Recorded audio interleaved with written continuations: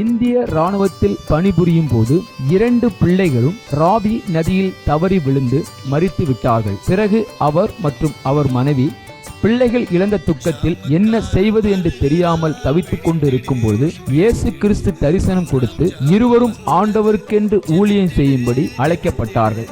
அவர்கள் செய்து வரும் சத்திய வேத ஆராய்ச்சி ஊழியம் ஆண்டவருடைய கிருபையால் வல்லமையாக நடைபெற்று வருகிறது. அவர்கள் கொடுக்கும் ஆண்டவருடைய வார்த்தையை நாம் கேட்போம்.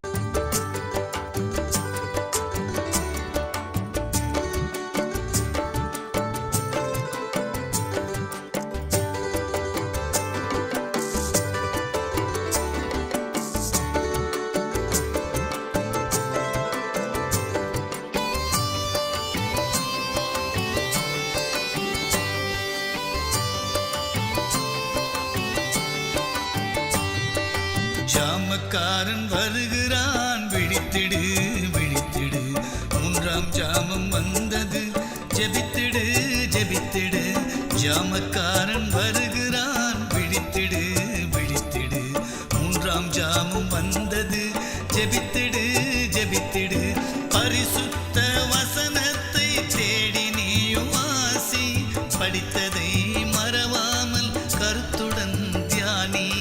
பரிசுத்த வசனத்தை தேடி நீயும் வாசி, படித்ததை மறவாமல் கருத்துடன் தியானி.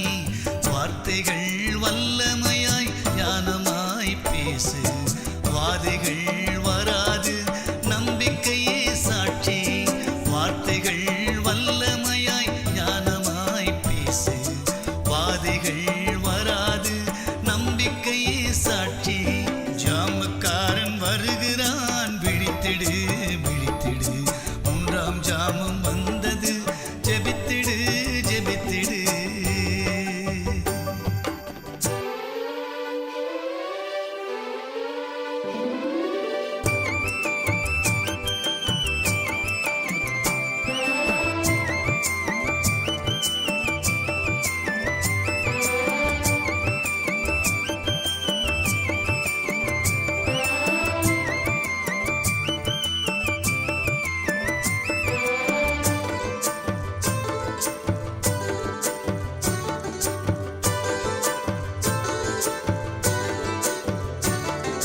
ஜெப ஆவி உலகத்தில் மழையாய் பெய்யணும், ஜகத்தை ரட்சிக்கும் அக்கினி இறங்கணும். ஜெப ஆவி உலகத்தில் மழையாய் பெய்யணும், ஜகத்தை ரட்சிக்கும் அக்கினி இறங்கணும். ஜெபம் செய்யும் வீரர்கள் சபையில் எழும்பணும், ஜெயம் பெற்ற ஸ்திரீகளும் முழங்காலில் நிற்கணும். ஜெபம் செய்யும் வீரர்கள் சபையில் எழும்பணும், ஜெயம் பெற்ற ஸ்திரீகளும் முழங்காலில் நிற்கணும். ஜாமக்காரன் வருகிறான், விழித்திடு விழித்திடு, 3ஆம் ஜாமம் வந்தது, ஜெபித்திடு ஜெபித்திடு.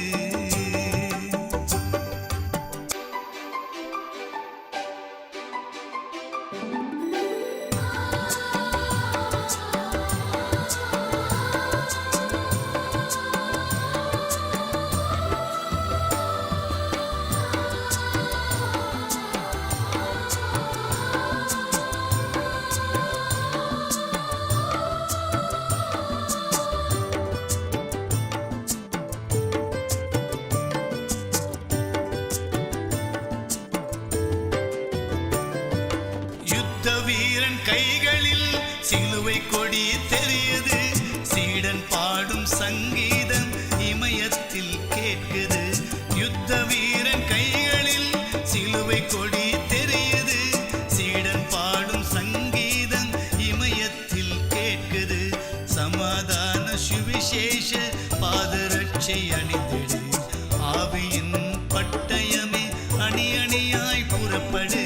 சமாதான சுவிசேஷ பாதரட்சை அணிந்திடு, ஆவியின் பட்டயமே அணி அணியாய் புறப்படு. ஜாமக்காரன் வருகிறான், விழித்திடு விழித்திடு, 3ஆம் ஜாமம் வந்தது, ஜெபித்திடு ஜெபித்திடு.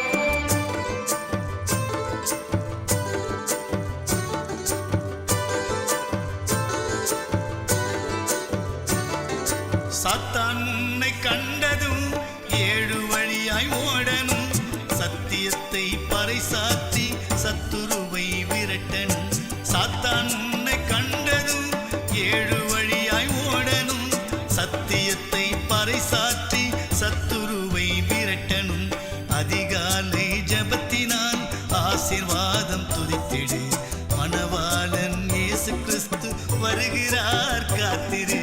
அதிகாலை ஜபத்தினால் ஆசீர்வாதம் துதித்திடு. மணவாளன் இயேசு கிறிஸ்து வருகிறார் காத்திரு. ஜாமக்காரன் வருகிறான் விழித்திடு மகனே. 3ஆம் ஜாமம் வந்தது ஜெபித்திடு மகளே. ஜாமக்காரன் வருகிறான் விழித்திடு மகனே. 3ஆம் ஜாமம் வந்தது ஜெபித்திடு மகளே. பரிசுத்த வசனத்தை தேடி நீயும் வாசி. படித்ததை மறவாமல் கருத்துடன் தியானி.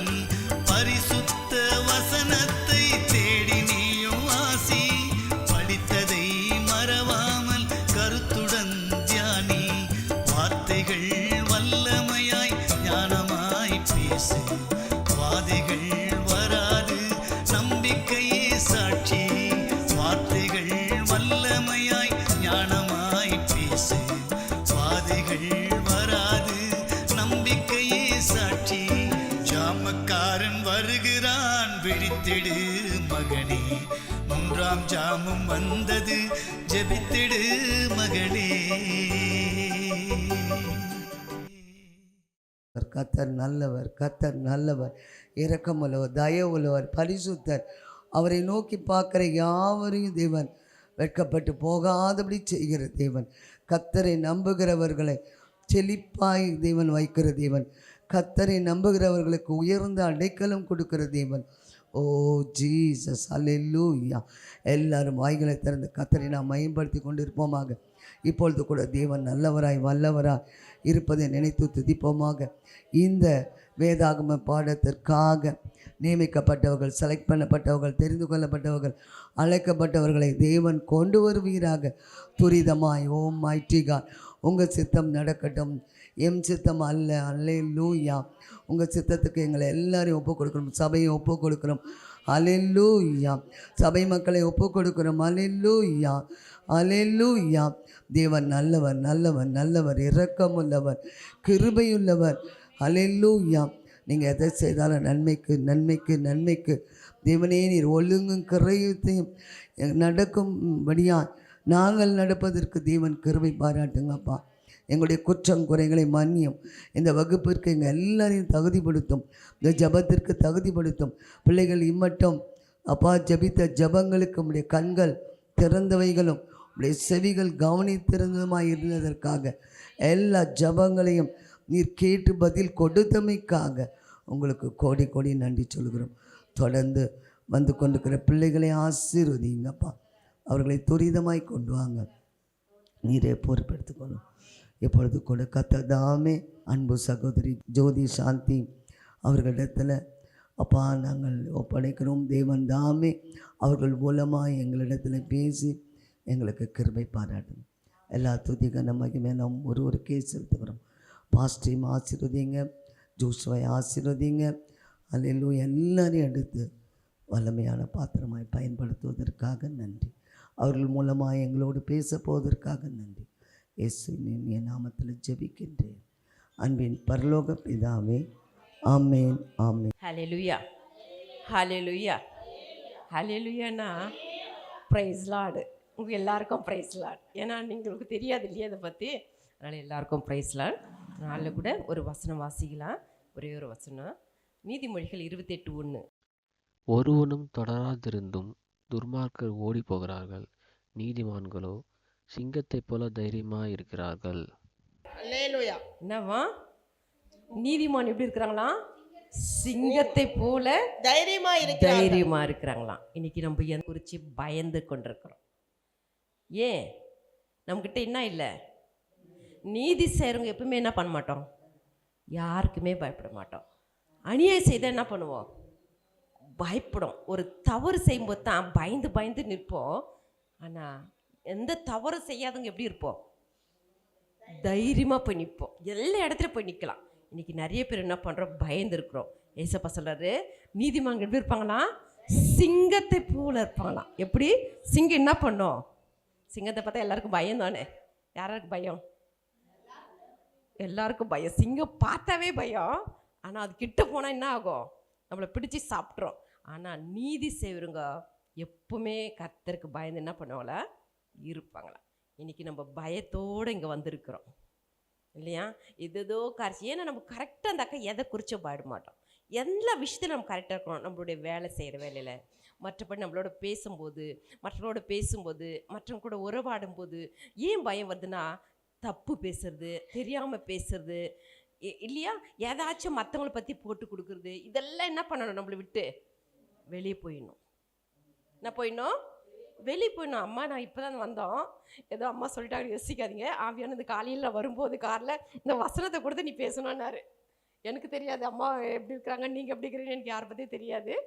ஏன் சொல்ல வரேன்னா, நம்ம கர்த்தருடைய பயத்தோடு வாழணும். எல்லாருமே நம்ம கர்த்தர் தான். நாங்கள் நினைக்கலாம், நாங்கள் ரட்சிக்கப்பட்டிருக்கோமா, நாங்கள் ஏன் கர்த்தரோட பயத்தை வாங்கணும்னு நினைக்கலாம். இல்லை, ஒவ்வொருடைய தனிப்பட்ட வாழ்க்கையில் என்ன இருக்கணும்? ஒரு பயம் இருக்கணும். நம்ம பேசுகிற பேச்சில் ஒரு பயம் இருக்கணும். நம்ம செய்கிற செயலில் ஒரு பயம் இருக்கணும்.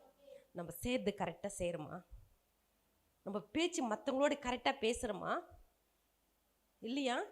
அப்போது நம்ம எப்படி நம்ம லைஃப் இருக்குதோ அப்படித்தான் நம்ம லைஃப் ஆண்டவர் ஆரம்பிக்கிறாரு. அல்லேலூயா. இன்றைக்கி நம்ம குடும்பம் எப்படி இருக்குது? நம்ம குடும்பம் எப்படி இருக்குது? குடும்பத்தில் என்னென்ன வருது? பிரச்சனை, போராட்டம், சண்டை, வியாதி, துக்கம், கண்ணீர். ஏன் வருதுன்னா, குடும்பத்தில் என்ன இல்லை? கர்த்தருடைய பயம் இல்லை. அதில் ஒரு வசனம் நீதிமொழிகளை 1:7, கர்த்தருக்கு பயப்படுறது ஞானத்தின் ஆரம்பம். ஆனால் நீங்கள் சொல்லித்தருங்க, நீங்கள் பாடம் சொல்லி கொடுத்து தான் பிள்ளைங்க கற்றுக்குறாங்க இல்லையா? ஞானத்தை நீங்கள் கற்றுக் கொடுக்குறீங்க. நம்மளும் எப்படி இருக்கணும்? கர்த்தருக்கு பயந்து நம்ம கற்றுக் கொடுக்கும்போது கற்றுக் கொடுக்குற பிள்ளைங்களும் எப்படி இருக்கும்? கர்த்தருக்கு பயந்துருக்கோம். நம்ம குடும்பம் எப்படி இருக்கும்? தப்பு செய்ய நம்ம கணவரோ நம்ம மனைவியோ போகும்போது கூட இது மனைவிக்கு என்ன பண்ணாத, விரோதமாக இதை செய்யாதுன்னு நமக்கு உணர்த்துவார் இல்லையா? அதே போல் மனைவி கணவன் இடத்துக்கு சொல்லுவார், மனைவி கிட்ட சொல்லுவார், நீ கணவனுக்கு தெரிய என்ன பண்ணாத, இதை செய்யாதுன்னு சொல்லுவார். எல்லாத்தையும் அட்ஜஸ்ட் பண்ணுறது தான் குடும்பம். இன்றைக்கி என்ன பண்ணுறோம்? கர்த்தருடைய பயம் இல்லாமல் இஷ்டத்துக்கும் இருக்கிறோம். என்ன பண்ணுறோம்? நம்ம இஷ்டத்துக்கும் வாழணும். நம்ம போயிட்டு என்ன பண்ணோம்? இஷ்டத்துக்கு வாழணும், நம்ம இஷ்டமாக இருக்கணும் அப்படின்னு நம்ம யோசிக்கிறோம். நம்ம கர்த்தருக்கு பயந்து வாழ்ந்தா, கர்த்தருக்கு நீங்கள் ஒரு ஆண்டவர் ஏசப்பா பற்றி அறியாமல் இருக்கலாம். அவர்கிட்ட வரவங்க எப்படி இருக்கிறாங்கன்னா, கர்த்தருக்கு பயந்து வந்துட்டு அவங்க ஆசீர்வாதமாக இருக்கிறாங்க. அல்லேலூயா. இன்றைக்கி நானும் ஒரு ரட்சிக்கப்படாத குடும்பத்தில் தான் நானும் வந்தேன். என் கல்யாணத்து அன்னைக்கு தான் என்ன கிறிஸ்துக்குள்ளே வந்தேன். இன்னைக்கு கல்யாணத்து அன்னைக்கு தான் ஞானஸ்தானம் பெற்றேன். ஆனால் நான் படித்த ஸ்கூலு, நான் பழகுந்தெல்லாம் எங்கே கிறிஸ்துக்குள்ளே தான். எனக்கு கிறிஸ்துவ பற்றி தெரியாது, ஆனால் நல்லா பைபிள் படிப்பேன், ஜெபிப்பேன், எல்லாம் செஞ்சுட்டே வருவேன். ஆனால் எங்கள் வீட்டுக்குள்ளே என்ன இல்லை? ஆண்டவரை பற்றி இல்லை. நாங்கள் 6 பேர் என் கூட பிறந்தவங்க. எல்லோரும் என்ன பண்ணோம்? கிறிஸ்துக்கெலாம் கொடுக்கணும்னு சொல்லி என்னுடைய அக்கா கரெக்டாக ஒரு தீர்மானத்தை எடுத்தா. அக்கா மாமாவும் கரெக்டாக 6 பேருக்கு யார் வந்தாங்க? ஏன் அந்த தீர்மானம் எப்படி எடுத்தாங்கன்னா, கர்த்தருக்கு பயந்து எடுத்தாங்க. இன்றைக்கி நம்ம எடுக்கிற தீர்மானங்கள் எப்படி எடுக்கிறோம்? அப்போ பாரு, 6 பேருமே இன்றைக்கி ஆண்டவர் பிள்ளைங்களே மேரேஜ் பண்ணியிருக்கிறோம். எல்லாம் கவர்மெண்ட் ஜாப்பில் இருக்கிறாங்க, எல்லாம் ஊழியம் செய்கிறாங்க, எல்லாம் இன்றைக்கி ஆச்சரியமாக இருக்கிற காரணம் என்ன? யாருக்கு பயந்தோம்? ஃபஸ்ட்டு நம்ம பெற்றோர்கள் பயந்தாங்க இல்லையா? நம்ம பெற்றோர் இருந்தாங்க, கர்த்தருக்கு பயந்து வாழ்ந்தாங்க. அதனால் நம்ம கீழே இருக்கிற நம்ம பிள்ளைங்க எப்படி இருந்தோம்? கர்த்தருக்கு பயந்து வாழும்போது கர்த்தர் நம்மளை நடத்துகிறார். அல்லேலூயா. இன்னைக்கு நீங்கள் என்ன பண்ணோம்? கர்த்தர் என்ன பண்ணோம்? பிடிச்சிக்கணும். ஏன் சொல்ல வரேன்னா, நாங்களாம் லைஃப்பில் மிலிட்ரிக்காரு எப்படி இருந்திருப்பாரு உங்களுக்கு தெரிஞ்சிருக்கோம், நிறைய பேருக்கு தெரிஞ்சிருக்கோம். இந்த வழியெல்லாம் தான் கடந்து வந்திருக்கேன். ஆனால் நானும் உங்கள் முன்பாக இன்றைக்கி வந்து நிற்கிறதுக்கு காரணம் ஆண்டவருடைய கிருபை தான். அல்லேலூயா. இப்படிப்பட்ட சூழ்நிலையெல்லாம் கொண்டு வந்து இன்றைக்கி ஒரு ஊழியக்காரன் நிறுத்திருக்கிறேன்னா யாருக்கு செய்து கிருபை? கர்த்தருடைய கண்களுக்கு எடுத்த தயவு. அல்லேலூயா. அந்த இரக்கம் இல்லையா? அப்போ நீங்கள் இந்த இடத்துல நீங்கள் இருக்க இந்த காம்பவுண்டுக்குள்ளே நீங்கள் எப்படி இருக்கணும்? நீங்கள் செய்கிற ஒவ்வொன்றையும் இயேசுவை பார்த்துட்டே இருக்கிறார். ஏன்னா அம்மா ஷீலம்மா ஜெபிக்கும் போதெல்லாம் அவங்க ஸ்கூலுக்காக ஜெபிக்க சொல்லி என்கிட்ட சொல்லுவாங்க, எங்கள் மிஸ்ஸுங்களுக்காக ஜெபம் பண்ணுமா அப்படின்வாங்க. எங்கள் இங்கே ஒர்க் பண்ணுக்கெல்லாம் நீங்கள் ஜெபம் பண்ணுமா, எல்லோரும் நியமம் கொடுப்பாங்க.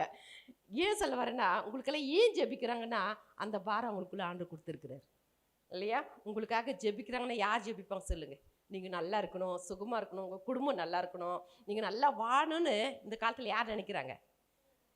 யாராச்சும் இவங்க கெட்டு போயிட்டு போகிறாங்களா, அப்படியே போயிட்டு போகிறாங்களா, அப்படியே வியாதிலே சாக போகிறாங்களா, இப்படி நினைக்கிற குடும்பம் தான் இருக்குது, ஜனங்க தான் இருக்கிறாங்க. ஆனால் அவங்க எனக்கு ஃபோன் பண்ணும்போது என்ன சொல்லுவாங்க? அம்மா எங்கள் ஸ்கூலுக்கு ஜோம் பண்ணுறீங்களா, எங்கள் மேடம்களுக்கெல்லாம் ஜோம் பண்ண, எல்லோரும் நேமும் ஒரு நாளைக்கு ஒரு 2 நேம் சொல்லுவாங்க. ஏன்னா நான் அதை எழுதி வச்சுட்டு என்ன பண்ணுறேன், ஜோம் பண்ணுறேன். அதனால் நீதிமான்கள் எப்படி இருப்பாங்களாம், சிங்கத்தை போல தைரியமா. சிங்கம் தான் யாரு, இயேசு. அல்லேலூயா. சிங்கம், யூத ராஜசிங்கம் யாரு, இயேசு. அந்த இயேசு கூட இருக்கிறவங்க எப்படி இருப்பாங்க, பயம் இல்லாமல் இருப்பாங்களா. இந்த இவ்வளோ ஒரு வேதாகமத்திலையும் 365 இடத்துல பயப்படாதேன்னு வந்திருக்கு. என்னன்னு வந்திருக்கு, இந்த அந்த வார்த்தை, ஒரு வார்த்தை மட்டும் எவ்வளோ வந்திருக்கு, 365. எத்தனை வருஷத்துல, எத்தனை நாள் நம்மளுக்கு, ஒரு வருஷத்துக்கு. ஏன் 365 கொடுத்துருக்காங்க, ஒரு நாளைக்கு ஒன்று. நம்ம எங்கெங்க பயப்படுறோமோ அங்கே என்ன பண்ணுறாரு ஏசப்பா நீ பயப்படாத மகனே, நீ பயப்படாத மகளே, நான் என்ன பண்ணுறேன், உன் கூட இருக்கிறேன், நான் உன் கூடவே இருக்கிறேன், உன் தேவையை நான் சந்திப்பேன், உன் கண்ணீரை நான் துடைப்பேன், உன் கவலையை நான் மாற்றுவேன். எந்த மனுஷனாலும் கவலை தீர்க்க முடியாதுங்க. ஆனால் ஏசப்பா நினச்சி நம்ம கவலையை தூக்கிடுவார். அல்லேலூயா. நைட்டு கூட நாங்கள் ஒரு இடத்துல ப்ரேயர் போயிட்டு இருந்தேன். நான் 2000 ஒரே ஒரு 25 கிலோவா நான் உடம்பு முடியாமல் ரொம்ப சீரியஸ் ஆகிட்டேன். எத்தனை கிலோ, 65 கிலோலேருந்து எத்தனை கிலோ வந்துட்டேன். யாருன்னு என்ன சொல்லுவாங்க பார்த்தா, பழப்புன்னு சொல்லுவாங்களா, செத்துருவாங்க சொல்லுவாங்களா. டாக்டர் சொல்லிட்டாங்களா, தூக்கின்னு போயிடுங்க, இன்னும் பழைக்கிறதுக்கு எந்த சான்ஸுமே இல்லை, தூக்கின்னு வெளியே போயிடுங்க. 2000 இதே சென்னை பட்டணத்தில். ஏன் எனக்கு ஜீவன் கொடுத்தாரு. இந்த அந்த அந்த நேரத்தில் நான் பெட்டில் அட்மிட் ஆயிருந்தேன். 3 மாதம் அட்மிட் ஆயிருந்தேன். அந்த 3 மாதத்தில் இந்த பைபிள் கூட என்ன பண்ணாதான் என்னுடைய பெட்டில் இருந்தால் கூட தூக்கி அடிச்சிடுவேன். நான் அவ்வளோ வெறுப்பாயிட்டேன் அந்த பைபிள் மேலே. என்ன பண்ணிட்டேன், அவ்வளோ ஆண்டவருக்குள்ளே வந்தா டக்குன்னு என்னாச்சு, பலவீனம் வரப்போ எல்லாத்தையும் தூக்கி போட்டுட்டு ஒரு பைத்தியக்காரியை போல் இருந்தேன். எத்தனை 3 மாதம். 3 மாதம் கழிச்சு போய் டாக்டர் என்கிட்ட வந்தார். நான் சாரி கட்டி நிற்கிறேன். என்ன சொன்னார் தெரியுமா, மெய்ய சொல்ல, இந்த பைபிள் தான் உனக்கு ஜீவன் கொடுத்துச்சு. அல்லேலூயா. ஏன் ட்ரீட்மெண்ட் ஒன்று மேலே எங்கள் வீட்டுக்காரர்கிட்ட கையெழுத்து 6 இடத்துல வாங்கியிருக்காங்க. கண்டிப்பாக மறிச்சிடுவாங்க, நீங்கள் தூக்கின்னு போயிடுங்கன்னு ஃபஸ்ட்டு சொல்லிக்கிறாங்க. நீங்கள் பாருங்கள், மறிச்சிட்டா நான் தூக்கிட்டு போகிறேன்னு சொல்லி சைன் பண்ணி கொடுத்துருக்காங்க. இன்னைக்கு இந்த பைபிள் என்ன பண்ணுச்சு, ஜீவன் கொடுத்தது. யாருன்னு அந்த ஹிந்திக்கார அவர் என்ன சொல்கிறாரு, இந்த பைபிள் தான் என்ன செஞ்சு உனக்கு ஜீவன் குத்துச்சு. அதனால் இந்த பைபிள் என்ன பண்ணுற, அண்ணிலேருந்து என்ன நேசிக்கிறேன். அல்லேலூயா. ரொம்ப அதிகமாக நேசிக்குது. எதை, எங்கள் வீட்டுக்காரையோ மற்ற குடும்பத்தையோ மற்றதே இல்லை, ஃபஸ்ட்டு எதை நேசிப்பேன் தெரியுமா, இதான் ஃபஸ்ட்டு. காலை எழுந்த உடனே யாரோட, இதை தான் நேசிப்பேன். மற்றவங்களாம் அப்புறம் தான், எத்தனை தான் இருந்தாலும் என்ன பண்ணுவேன், எல்லாத்தையும் ஒதுக்கி வச்சுட்டு ஃபஸ்ட்டு யாருக்கு இடம். ஏன்னா இந்த பைபிள் தான் நீதிமொழிகள் 6:23 சொல்லி, வேதம் தன்னதான் வெளிச்சம். இந்த வெளிச்சம் யாருக்குள்ள இருக்குன்னா, யாரு கர்த்தருக்கு பயந்து நடக்கிறோம் அவங்க வீட்டில் தான் அந்த வெளிச்சம் இருக்கும். அல்லேலூயா. ஒரு வீட்டில் இருள் இருந்தால் எப்படி இருக்கும், வீடு இருள் இருந்தால் எப்படி இருக்கும், ஒரு வீடு இருளாக இருந்தால் நம்ம உள்ள போகிறதுக்கு என்ன பண்ணுவோம், பயப்படுவோம். ஆனால் அதே வெளிச்சம் இருந்தால் என்ன பண்ணுறோம், டக்குன்னு ஓடி போய் நிற்போம் இல்லையா. ஆனால் அந்த இருள் ஏன் வருதுன்னா, அந்த இருளை போக்கத்து தான் இயேசு வந்தார். அல்லேலூயா. இயேசு வந்தது வெளிச்சத்தை எல்லாருக்கும் கண்கள் திறக்க கொடுத்தாரு. நீதியால்னு ஒருத்தர் இருக்கிறாங்க, அப்போஸ்தலர். யாரு, அவங்க பெரிய பணக்காரி, ரத்தாம்பரம் விற்கிறவங்க. ரத்தாம்பரம் விற்கிறவங்க எப்படி இருக்கணும், எப்படி இருப்பாங்க, பணக்காரர் தான், நிறைய இருப்பாங்கன்னு நினைக்கிறேன் இல்லையா. அந்த ரத்தாம்பரம் விற்கிறவங்க என்ன பண்ணாங்களாம், அந்த ரத்தாம்பரத்தை சேல்ஸ் பண்ணிக்கிட்டு வந்துட்டு இருந்தாங்களாம். அப்போ வரும்போது இது மாதிரி யாரோ ஒருத்தர், பவுலுன்ற ஒருத்தர் என்ன பண்ணுறாராம், பேசிட்டு இருக்கிறாராம். எதை, இந்த வெளிச்சத்தை குறித்து, வெளிச்சத்துள்ள வார்த்தைகளை குறித்து என்ன பண்ணாராம், பேசிட்டு இருந்தாராம். அப்போ இந்த வார்த்தை என்ன ஆச்சு, அவங்க காதில் கேட்டுச்சாங்க. கேட்டவங்க என்ன பண்ணாங்க, ஓடி எங்கே வந்துட்டாங்க, யார் பேசினாங்களோ அவங்ககிட்ட வந்துட்டாங்க. யார் பேசினாரோ அவங்ககிட்ட ஓடி வந்து என்ன பண்ணாரு, அது இன்னும் கொஞ்சம் அவங்க உட்காந்து கேட்டாங்க. யார், அவங்க பேர் என்ன, லீதியாள். அப்போ அது கேட்க கேட்க அவங்களுக்கு என்ன ஆச்சு, அவங்க பலன் அடைஞ்சிட்டாங்க. அல்லேலூயா. அவங்க கண்கள் திறந்து காட்டின அந்த வெளிச்சத்தை என்ன பண்ணாரு, அவங்க கண்களில் பார்த்தாங்க. அந்த அம்மா பார்த்த உடனே என்ன பண்ணாங்க, அவரு கூடவே போனாங்க. போயிட்டு எனக்கும் என்ன பண்ணுங்க, இந்த வெளிச்சத்தை எனக்கும் காட்டுங்க. இன்னைக்கு இருளுக்குள்ள ஒரு கூட்டம் வாழ்ந்து கொண்டிருக்கு இல்லையா, இருளுன்னு தெரியாமல் வாழ்ந்து கொண்டிருக்கிறாங்க. ஆனால் அந்த வெளிச்சத்தை யார் பார்க்குறாங்களோ, இதே பைபிள் இல்லைன்னா நான் என்ன பண்ணிருக்க முடியாது, இன்னைக்கு உங்கள் மதுரில் நின்றுக்கு சான்ஸே இல்லை. ஆனால் இந்த பைபிள் தான் எனக்கு என்ன வச்சு ஜீவன் கொடுத்து, இந்த வெளிச்சத்துக்குள்ளே நடக்கிறவங்க எப்படி இருப்பாங்களாம், நீதிமொழிகள் 6:23 22 வாசிக்கிறோம். இந்த வெளிச்சத்துக்குள்ள நடக்கிறோம். என்ன பண்ணுவார் ஆண்டவர் ஏசப்பா? வழி காட்டுவாராம். என்ன பண்ணுவாரா? நம்ம எந்த வழி போகணும், எந்த வழி போகக்கூடாது. இன்னைக்கு நிறைய வழிங்க இருக்கு இல்லையா? குறுக்கு பாதை இருக்கு, தேவையில்லாத பாதை இருக்கு, தேவையான பாதையும் இருக்கு. அப்போ நீ எந்த வழியில் போகணும்னு சொல்லி என்ன பண்ணுறாரு ஏசப்பா? அந்த வழியில் நம்மளை நடத்துறாரு. அதே போல் நம்ம படுக்கும்போது நம்மளை பாதுகாக்குமா. இதுக்குள்ளே இருக்கிற வசனங்கள் இதெல்லாம். நம்ம படுக்கும்போது என்ன பண்ணுமா? நம்மளை காப்பாற்றோம். எப்படி? நம்ம இன்னைக்கு படுத்துறாங்க, காலையில் என்ன பண்ண முடியல, நான் இது அட்டாக்குன்னு கேட்குறாங்க. கேட்டா என்ன சொல்கிறாங்க? அட்டாக்குன்றாங்க. எவ்வளோ ஒரு வேதனை இல்லை? நைட்டு படுக்கிறாங்க, நல்லா சாப்பிட்டாங்க, சந்தோஷமாக படுத்தாங்க. ஆனால் காலையில் எழுந்ததுக்குள்ள என்ன பண்ணல? அப்படிப்பட்ட பூக்கு ஒப்பா நம்மளுடைய வாழ்க்கை லைஃப் இல்லையா? இந்த லைஃப் என்னது? கொஞ்ச நேரம் தான், வாடி போச்சுன்னா அதை தூக்கி வெளியே போட்டுருவாங்க. அதே போல் நம்ம கூட நம்ம படுக்கும்போது என்ன பண்ணுமா? பாதுகாக்கும். நம்ம விழிக்கும்போது நம்மளோடு என்ன பண்ணுமா? பேசும். நம்மளோட என்ன பண்ணுவாரா? அப்போ இதை நம்புறவங்களை என்ன பண்ணுறது? அந்த வெளிச்சத்துக்குள்ளே கொண்டு போகிற. உங்களுக்கு இஷ்டம் இருக்கிறவங்க என்ன பண்ணுங்க, ஒரு பைபிளை நீங்கள் வாங்க ட்ரை பண்ணுங்கள். ஏன்னா நான் ஒரு சகோதரி எடுத்து நான் இதுமாரி சின்ன ஒரு சாட்சி கொடுத்துட்டு வந்தேன். ஒரு ப்ரேயருக்கு போக சொல்ல அந்த அம்மா சொன்னாங்க, என் மகனுக்கு வந்து 38 வயசு ஆச்சு, கல்யாணம் ஆகுமாம்மான்னு கேட்டாங்க. என்ன சொன்னாங்க? அவங்க படிக்க தெரியாதுங்க. என்ன தெரியாதுங்க? படிக்கவே தெரியாது. அவங்ககிட்ட சொன்னேன், இந்த ஒரு பைபிள் என்ன பண்ணுங்க, உங்கள் வீட்டுக்குள்ளே வாங்கி போய்ட்டு ஒன்று வைங்க. வைக்கலாம், நீங்கள் கேட்டால் நான் கூட வாங்கி தரேன், இல்லை யார் கூட்டினா கூட கொடுத்து விட்றேன். ஆனால் இந்த பைபிள் எந்த வீட்டுக்குள்ளே இருக்குதோ அந்த வீட்டில் வெளிச்சம் வரும். அல்லேலூயா. அப்போ நான் சொல்லிட்டு நான் வந்த பிறகு அந்த அம்மா அந்த பைபிளை வாங்கி வீட்டில் வச்சுருக்காங்க. அதே மாதம் அந்த மகனுக்கு நல்ல மருமகள் வந்தா. அல்லேலூயா. அந்த அம்மா எங்கள் வீட்டுக்கு வரும்போது காரில் வராங்க, நிறைய வாங்கிட்டு வந்திருக்கிறாங்க. எங்கள் வீட்டில் சொன்னாங்க இது மாதிரி அந்த அம்மா வந்தாங்கன்னாங்க. நான் சொன்னேன் யார் தெரியலையேன்ட்டு நானும் எனக்கு என்ன பண்ண சொன்னது ஞாபகத்துக்கு வரல. ஆனால் வந்த பிறகு தான் தெரிஞ்சிச்சு, நிறைய வாங்கிட்டு சொன்னாங்க. அம்மா நீ சொன்னல இந்த பைபிளை திரும்பிட்டு என்ன பண்ண? வீட்டுக்குள்ளே வச்சேன்.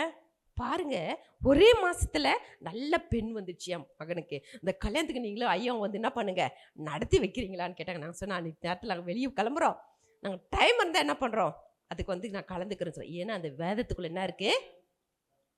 என்ன இருக்கு? வெளிச்சம். வேதமே வெளிச்சம். எடுத்து வாசிக்கலாமா அந்த வசனத்தை மட்டும்? 23:6-23 நீதிமொழிகள். கட்டளையே விளக்கு, வேதமே வெளிச்சம், போதக சிச்சையே ஜீவ வழி. வேதமே வெளிச்சம். வேதம் என்னதா? வெளிச்சம். இந்த புஸ்தகமே என்னது? இந்த புஸ்தகத்தை யாரு படிக்கிறாங்களோ அவங்களுக்குள்ள வெளிச்சம் வந்துட்டே இருக்கும். அல்லேலூயா. இருள், அவங்களுக்குள்ள இருக்கிற இருளெல்லாம் போயிட்டே இருக்கும். அவங்க என்னென்ன தேவையோடு இருக்கிறாங்க அந்த தேவையெல்லாம் நீங்க பார்ப்பீங்க. ஏன்னா நானும் அது மாதிரி இருந்தேன். இந்த வெளிச்சத்துக்குள்ளே நான் ஒரு டாக்டர் அம்மா வீட்டுக்கு ப்ரேயர் போனேன். நான் எங்கள் வீட்டுக்காரன் போயிட்டு பக்கத்து தெருவிலே தான் போயிட்டு ப்ரேயர் பண்ணிகிட்டே இருந்தேன். அப்போது அவங்க வீட்டில் ஒரு அம்மா வந்து சமையல் பண்ணிட்டு இருந்தாங்க. அந்த அம்மா வந்துட்டு முடிச்சுட்டு வந்து அந்த ப்ரேயரில் வந்து எங்களோட உட்காந்தாங்க, அந்த சமையல் டாக்டர் அம்மா வீட்டிலேருந்து. அப்போது கீழே அவங்க உட்காந்துட்டு வந்துட்டு அவங்களோட ப்ரேயரில் உட்காந்தாங்க. உட்காந்த உடனே என்னை பார்த்தாங்க. பார்த்த உடனே சொன்னாங்க, இந்த பைபிள் கூட எனக்கு வந்துச்சுன்னா நானும் என்ன பண்ணுவேன், சபைக்கு வருவேன், ஆனால் உங்கள் பைபிள் தான் வேணும் அப்படின்னாங்க. என்ன சொன்னாங்க? உங்கள் பைபிள் தான் வேணும், இந்த பைபிள் எனக்கு கொடுத்துட்டு நானும் நாளிலேருந்து வருவேன் அப்படின்னாங்க. நான் சொன்னேன் எங்கள் ஹஸ்பண்ட் கிட்ட, என்ன பண்ணுறேன், நாளைக்கு கேட்டுட்டு என்ன பண்ணுறேன் உனக்கு ஆன்சர் சொல்கிறேன்ட்டு நான் வீட்டுக்கு வந்துட்டேன். வீட்டில் வந்துட்டு இவங்ககிட்ட சொன்னேன், பா இந்த வாரம் என்னுடைய வெட்டிங் டே, எனக்கு இந்த பைபிள் அங்கே கொடுத்துட்டேன், இன்னொரு பைபிள் என்ன பண்ணல எனக்கு இல்லை, அதனால் என்ன பண்ணுங்க, இந்த வாரம் வெட்டிங் டேக்கு என் கிஃப்ட் என்ன கொடுங்க, பைபிளாக கொடுத்துருங்க, இந்த பைபிள் என்ன பண்ண போகிறேன், அந்த சகோதரிக்கு கொடுப்பறேன் அப்படின்னு சொன்னேன். அந்த எத்தனை கொடுத்து அந்த குடும்பம் ரட்சிக்கப்பட்டு அந்த பொண்ணுக்கு எல்லா மாப்பிள்ளை வந்து ஒரு பைசா கூட வேணாம், நல்ல மாதிரி கல்யாணம் பண்ணிட்டு போனாங்க. அதே வருஷத்தில் 2 ஆண் குழந்தை ரெட்டை பிள்ளையை பற்றி இன்னைக்கு சந்தோஷமாக இருக்கிறாங்க. அல்லேலூயா. அதனால் இந்த பைபிளுக்குள்ள என்ன இருக்குது? வெளிச்சம். இந்த வெளிச்சத்தை நம்ம பார்க்கணுன்னா என்ன பண்ணலாம்? ஒருவேளை நான் சொல்கிறது உங்களுக்கு இதுவாக கூட தெரியலாம். இந்த வெளிச்சத்துக்குள்ளே வந்த பிறகு தான் நான் இந்த இடத்துல நிற்கிறேன் இல்லையா? அப்போ நீங்களும் என்ன பண்ணுங்க, ட்ரை பண்ணி பாருங்க. இந்த வெளிச்சம் உங்களை என்ன பண்ணும், இன்னும் பரிசுத்தமாக்கும். நம்ம பேசுகிற வார்த்தைகள் கரெக்டாக பேசுறதுக்கு, நம்ம பார்க்குற பார்வைகள், நம்ம கேட்குற கேள்விகள் எல்லாம் என்ன பண்ணணும், நம்மளுக்கு அந்த வெளிச்சம் நமக்குள்ளே வந்துச்சுன்னா நம்ம என்ன பண்ணுவோம், சந்தோஷமாக இருடும். அந்த வெளிச்சத்தை பற்றி மற்றவங்களுக்கு போய் என்ன பண்ணுவோம், சொல்லுவாங்க, வாங்க இங்கே ஒரு வெளிச்சம் இருக்கு, என்ன இருக்குங்க இங்கே ஒரு வெளிச்சம் இருக்கு, வரீங்களா? இன்னைக்கு அநேகர் நாங்கள் கொண்டு போய் அதுமாதிரி சேர்த்துருக்குறோம். அல்லேலூயா. என்ன ஏன் அப்படி சொல்லுவாங்கன்னா, இந்த பைபிளில் அப்படிப்பட்ட வெளிச்சத்துக்குரிய வார்த்தைகள் நிறைய வந்துக்கிட்டே இருக்குது. உங்களுக்கு இஷ்டம் இருந்தால் நீங்கள் அம்மா ஷீலாம்மா கிட்ட சொன்னீங்களா என்ன பண்ண உங்களுக்கெல்லாம் ஒரு கிஃப்ட்டு பைபிள் கொடுக்க. இந்த பைபிள் நீங்கள் படித்து பாருங்கள். எடுத்ததுமே என்ன வந்து வெளிச்சம் தான். அது அவங்க எடுத்ததுமே என்ன வரும், இருளெல்லாம் வெளிச்சம் ஆக்கிட்டான்றாரு. அப்போ இந்த வெளிச்சம் வந்து நம்மளுக்குள்ளே வரும்போது நமக்கு எல்லா இருள் என்ன பண்ணுது நம்மகிட்ட விளங்கிடும். நம்ம தேவைகள் சந்திக்கப்படும். நம்ம குடும்பம் சமாதானமாக இருக்கும். நம்முடைய தனிப்பட்ட வாழ்க்கை நம்ம எப்படி இருக்கிறோம், நம்ம குடும்பம் நமக்கு இன்றைக்கி எப்படி இருக்குது, குடும்பத்தில் எத்தனை பிரச்சனைகள், கணவன் மனைவி பிள்ளைகளுக்குள்ள பிரச்சனைகள், போராட்டங்கள், நிந்தனைகள், அவமானங்கள், அப்படி இன்னைக்கு குடும்பங்கள்னா ஆகுது நாஸ்தியாயிட்டு இருக்கு இல்லையா? நாங்கள் சில குடும்பத்தை போய் பார்க்கும்போது அவ்வளோ வேதனைப்பட்டுட்டு வருவோம். ஏன் சொல்ல வரேன்னா, அந்த குடும்பத்தில் என்ன இருக்கு, இருள் இருக்கு. ஏன் அந்த இருள் வந்துன்னா, இந்த வெளிச்சத்தை என்ன பண்ணல, பார்க்கல. அவங்க இருள் வீட்டுக்குள்ள இருக்கு பைபிள், ஆனா என்ன பண்ணல, இந்த வெளிச்சத்தை திறந்து பார்க்கல. அதனால தான் என்ன ஆகுது, அவங்க இன்னும் அந்த இருளுக்குள்ளவே வாழ்ந்துகிட்டு இருக்காங்க. இருள் நம்மளை வேதனை கொண்டு போயிடும், வியாதியில் கொண்டு போகும். நமக்கு வர வருமானத்தை தேவையில்லாத செலவு பண்ணிடுவோம். என்ன பண்ணுவோம், தேவையில்லாத செலவு நிறைய வந்துடும். ஆனால் தேவையானது என்ன பண்ணா, இது ஒன்றே ஒன்று நீங்கள் யார் பிடிச்சிக்கிட்டா அவங்களுக்குள்ள என்ன வரும், வெளிச்சம். அந்த வெளிச்சம் வேணுன்றங்க என்ன பண்ணலாம், இந்த பைபிளுக்கு ஒரு பைபிளை வாங்கி நீங்கள் டேஸ்ட் பண்ணி பாருங்கள், ஒரு முறை பண்ணி பாருங்கள் இதனுடைய. ஏன்னா இதை கொண்டு தான் நான் இன்னைக்கு நிற்கிறேன்னு, என்னுடைய லைஃப் நான் இன்னைக்கு நிற்கிறேன்னாவே இந்த பைபிள் தான். இந்த பைபிளே இல்லைன்னா இன்னத்துக்கு நான் இருக்கிறதுக்கு சான்ஸே இல்லை அப்படின்னு அந்த இந்திக்க டாக்டரே வந்து சொன்னார். இந்த பைபிளே யாருது, நீங்கள் இந்த பைபிள் தான் உனக்கு ஜீவன் கொடுத்துச்சு. நீங்கள் எப்போ மறைச்சிடுவீங்க, இந்த 3 மாதமாக வந்து பாடிக்கிட்ட வந்து என்ன பண்ணுவேன், நின்று பார்த்துட்டு போவேன், மறைச்சிட்டிங்களோன்னு. ஏன் சொல்ல வரேன்னா, இந்த பைபிள் அவ்வளோ ஜீவன் இருக்குது. ஹல்லேலூயா. இதில் ஜீவன் இருக்குது, இதில் வல்லமை இருக்குது. இதை யார் இதை பிடிச்சி கொள்கிறோமோ, இதை யாரும் வீட்டில் வச்சு இதை நிறைய சந்தோஷமாக வச்சுக்கிறோமோ, அவளுக்கு இன்னும் நல்ல சந்தோஷத்தை கொடுத்துட்டே இருப்பார். ஹல்லேலூயா. ஏன்னா இந்த கிறிஸ்மஸ் வருது, இந்த கிறிஸ்மஸில் என்ன பண்ணுறோம், கிஃப்ட் வேணுங்களா, யாரா கிஃப்ட் வேணும் சொல்லுங்கள், பைபிள் கிஃப்ட் யாராருக்கும் எனக்கு கை தூக்குங்க. இங்கே கண்டிப்பாக என்ன பண்ணுறோம், ஷீலாம்மாக்கு சொல்லி, மேடம்க்கு சொல்லி நாங்கள் உங்களுக்கு என்ன பண்ணுறோம் கிஃப்ட். ஏன்னா கிறிஸ்மஸ்னால் என்னது, கிஃப்ட்டு கொடுக்குறது தான். இன்றைக்கி சாரீஸ் வாங்கி கொடுக்குறோம், நிறையா விலை வந்து கிஃப்ட்ஸ் எல்லாம் வாங்கி தராங்க. அந்த கிஃப்டெல்லாம் விட இந்த கிஃப்ட் என்னது, விலையேற பெற்றது. குணசாலியான ஸ்திரியை கண்டுபிடிப்பவள் யார், அவள் முத்துக்களை பார்க்கிலும் விலையேற பெற்றவளாம். எப்படி விலையேற பெற்றவள். இன்னைக்கு பாரு, வெறும் லேடிஸ் மட்டும் தான் வந்திருக்கீங்க.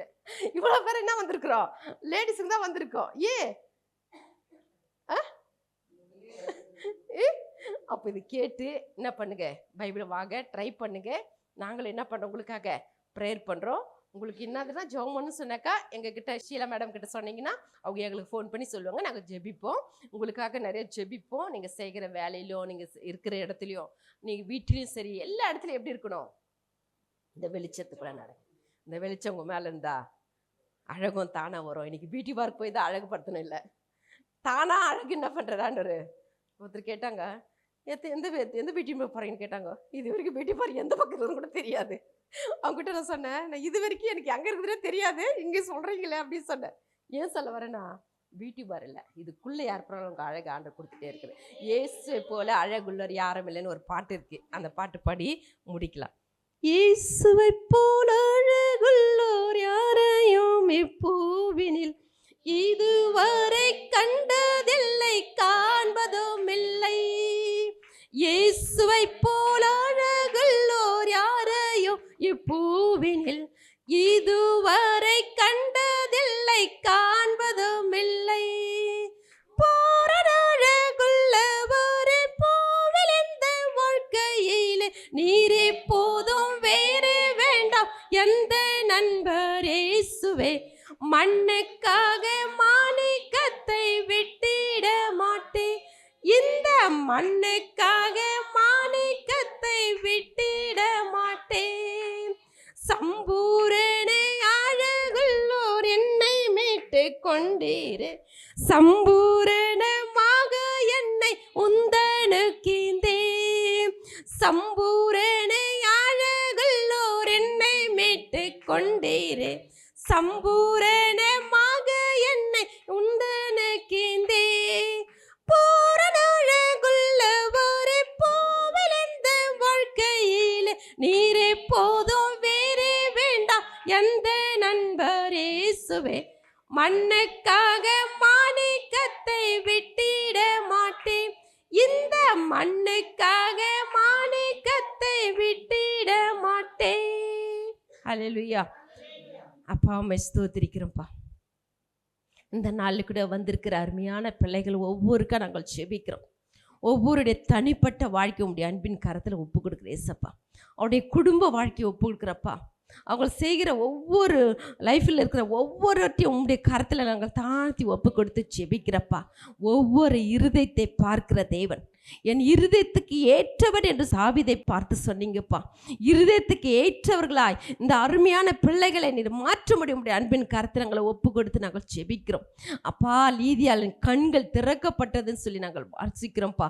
அந்த மனக்கண்கள் திறக்கப்பட்டது உங்களுடைய வார்த்தை அவள் காதுக்குள்ளே போகும்போது தேவ ஆவியானவர் அப்பா ஸ்தோத்திரம்.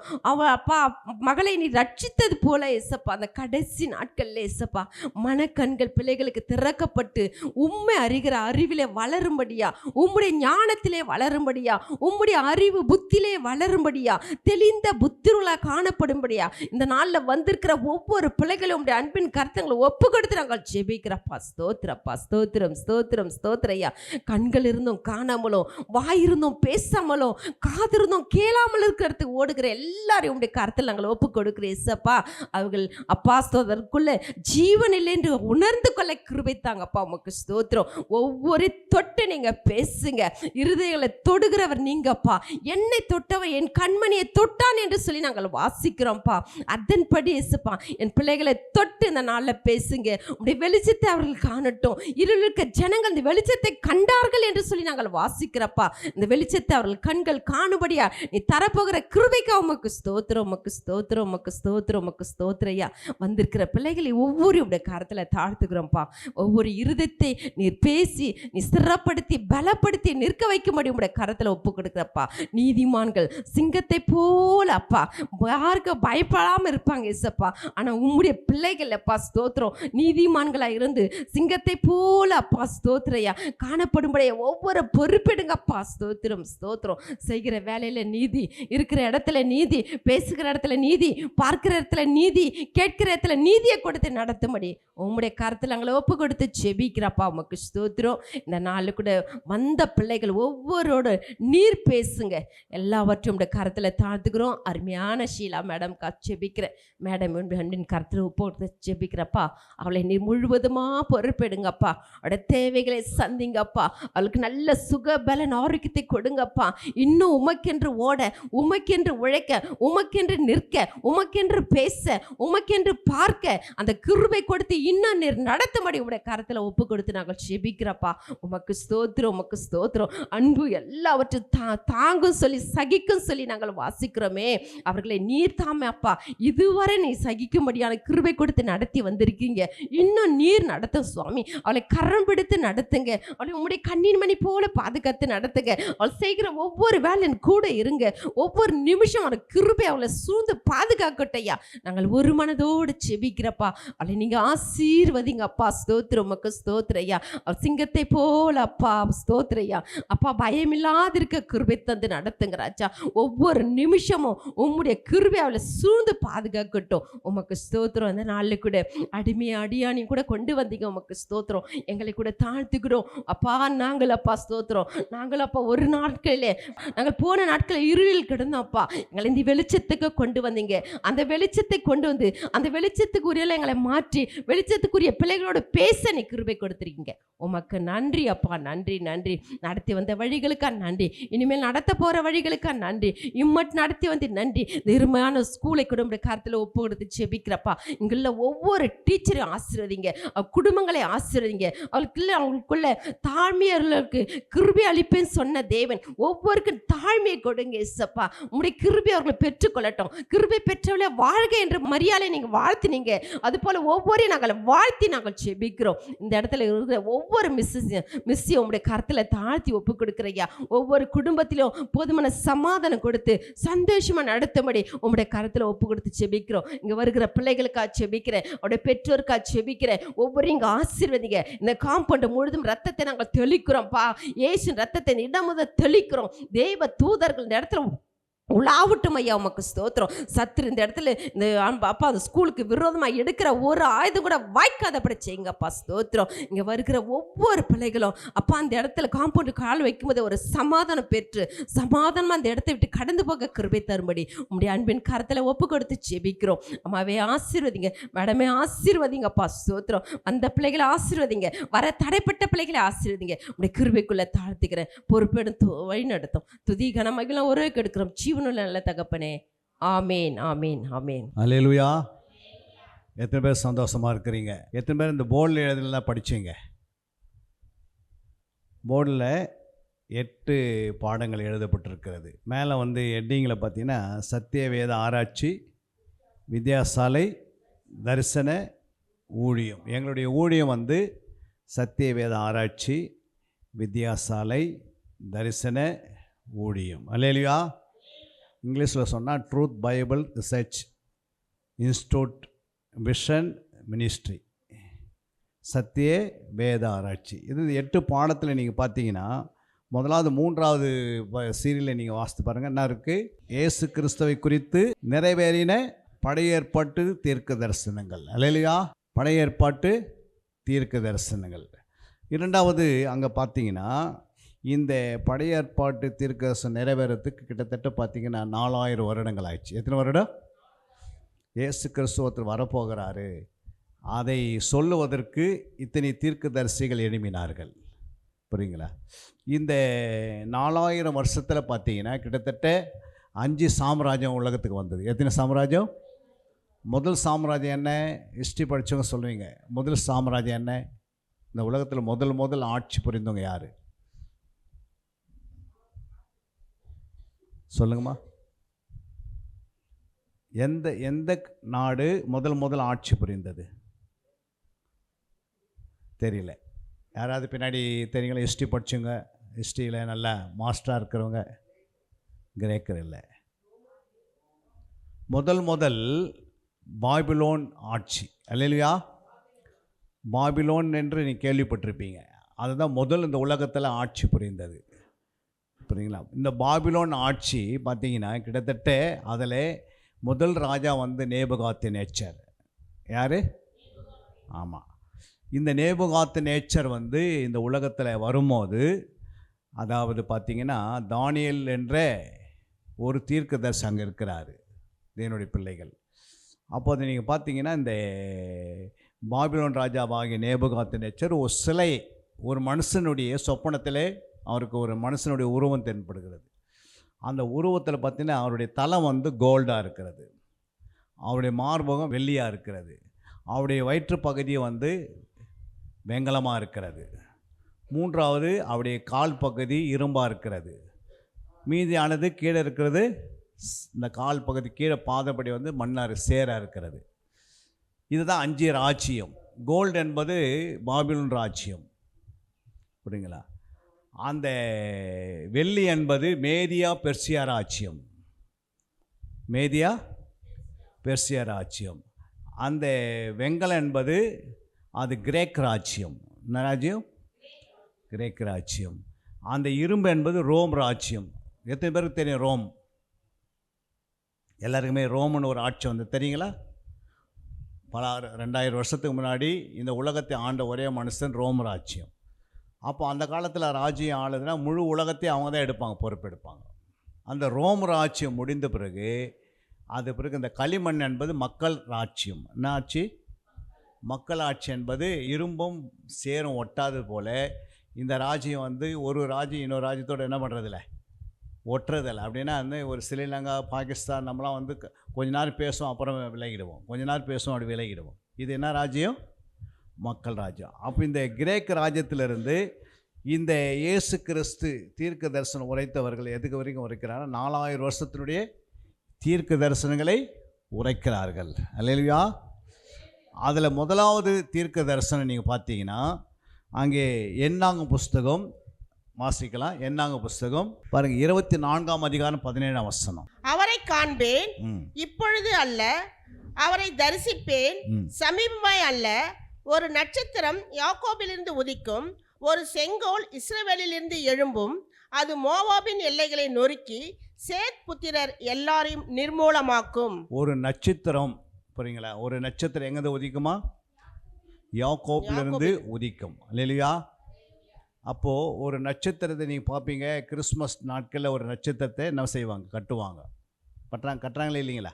அந்த நட்சத்திரம் எப்படி வந்ததுன்னா, இயேசு கிறிஸ்து பிறப்புக்காக அந்த நட்சத்திரத்தை கொடுத்து எழுதுகிறாரு கடவுள், புரியுங்களா? அப்போ ஒரு நட்சத்திரம் வந்து ஒரு வால் நட்சத்திரம், வித்தியாசமான ஒரு நட்சத்திரம். இந்த நட்சத்திரம் வந்து எதை குறிப்பிடுகிறது? இயேசுவின் பிறப்பை வெளிப்படுத்துறது, இயேசுடைய பிறப்பு. அப்போது ஒரு நட்சத்திரம் ஒடிக்கணும். 4000 வருஷத்துக்கு முன்னாடி என்ன பண்ணுறாங்க? ஆண்டவரே தீர்க்க தரிசனம் உரைக்கிறாங்க. எத்தனை வருஷம்? 4000 வருஷத்துக்கு முன்னாடி. யாராவது சொல்லுங்கள் பார்க்கலாம். நாளைக்கு என்ன நடக்க போகுதுன்னு யாருக்குமே தெரியாது. ஆனால் 4000 வருஷத்துக்கு முன்னாடி இயேசு கிறிஸ்து பிறக்கும் போது ஒரு நட்சத்திரம் உதிக்கும் அப்படின்ட்டு யாராவது சொல்ல முடியுமா? ஆனால் இந்த புத்தகத்தில் பார்த்தீங்கன்னா 4000 வருஷத்துக்கு முன்னாடியே பார்த்தீங்கன்னா ஒரு நட்சத்திரம் உதிக்கும்னு சொல்கிறார் கடவுள். இரண்டாவதாங்க நீங்கள் பார்த்தீங்கன்னா அது நிறைவேற நாட்கள் எங்கன்னா மத்திய 2ஆம் அதிகாரம் 2ஆம் வசனத்தில், யூதருக்கு ராஜாவாக பிறந்திருக்கிறவர் எங்கே? கிழக்கிலே அவருடைய நட்சத்திரத்தை கண்டு அவரை பணிந்து கொள்ள வந்தோம் என்றார்கள். பாருங்கள், 4000 வருஷத்துக்கு முன்னாடி, புரியுங்களா, ஒரு தீர்க்கதரிசி சொல்கிறாரு, யாக்கோப்பிலிருந்து ஒரு நட்சத்திரம் உதிக்கும், புரியுங்களா? அந்த நட்சத்திரம் 4000 வருஷம் ஆன பிறகு கரெக்டாக அது என்ன பண்ணுது? இஸ்ரவேல் தேசத்தில் அது உதிக்குது. அப்போ அந்த நட்சத்திரம் பாருங்கள், மத்தேயு 2:2 வாசித்தோம், கிழக்கிலிருந்து அவருடைய நட்சத்திரத்தை கண்டார்கள், அவரை பணிந்து கொள்ள வந்தோம், புரியுங்களா? அப்போது இயேசு கிறிஸ்து பிறக்கும் போது ஒரு நட்சத்திரத்தை கண்டவங்க யாருன்னா 3 சாஸ்திரிகள். எத்தனை சாஸ்திரிகள்? வான சாஸ்திரிகள். பல நாடுகளிலிருந்து அவங்க 2 வருஷமாக நடந்து வராங்க அந்த நட்சத்திரத்தை பார்ப்பதுக்கு, புரியுதுங்களா? அப்போ யோசித்து பாருங்கள், இயேசு பிறக்க போகிறார் அப்படின்னா 4000 வருஷத்துக்கு முன்னாடியே இயேசு பற்றி சொல்லிடுறாங்க, புரியுங்களா? இந்த சாஸ்திரிகள் யாருன்னா கல்விமான்கள். யார் இவங்க? ஆமாம், இயேசு கிறிஸ்து பிறக்கிறப்ப இவங்க பிறந்து 2 வருஷம் பொறுத்தவரைக்கும் வராங்க அந்த இடத்துக்கு. 3 விதமான அவங்க என்ன கொண்டு வராங்கன்னா கிஃப்ட்டு கொண்டு வராங்க இயேசு கிறிஸ்துக்கு கொடுப்பதற்காக. அதுக்கு அடுத்து நாம் பார்க்குறோம், இந்த இயேசு கிறிஸ்து நட்சத்திரம் குறித்து நாம் பார்த்தோம். இரண்டாவது நாம் பார்க்கிறோம் சங்கீதம் 85:11. சத்தியம் பூமியிலிருந்து முளைக்கும், நீதி வானத்திலிருந்து தாழ பார்க்கும். சத்தியம் பூமியிலிருந்து முளைக்குமா? புரியுங்களா? இப்போ சத்தியம் வந்து நம்ம பார்த்தீங்கன்னா சத்தியனா என்ன? சத்தியனா என்னம்மா? சத்தியம் என்றதுக்கும் உண்மை என்பதுக்கும் வித்தியாசம் இருக்குதா? 2 ஒன்று தானா? நீங்கள் சொல்லுங்க. நிறைய டீச்சர்ஸ் உக்காந்துக்கிறீங்க. சத்தியத்துக்கும் உண்மைக்கும் வித்தியாசம் இருக்கிறதா இல்லையா? 2 ஒன்று. இப்போ பாருங்கள், நீங்கள் சத்தியத்துக்கு என்ன வித்தியாசம் அப்படின்னா, இப்போது கடலை நீங்கள் எத்தனை பேர் பார்த்துருக்கிறீங்க? எல்லாமே கடல் பார்த்துருக்குறோம்.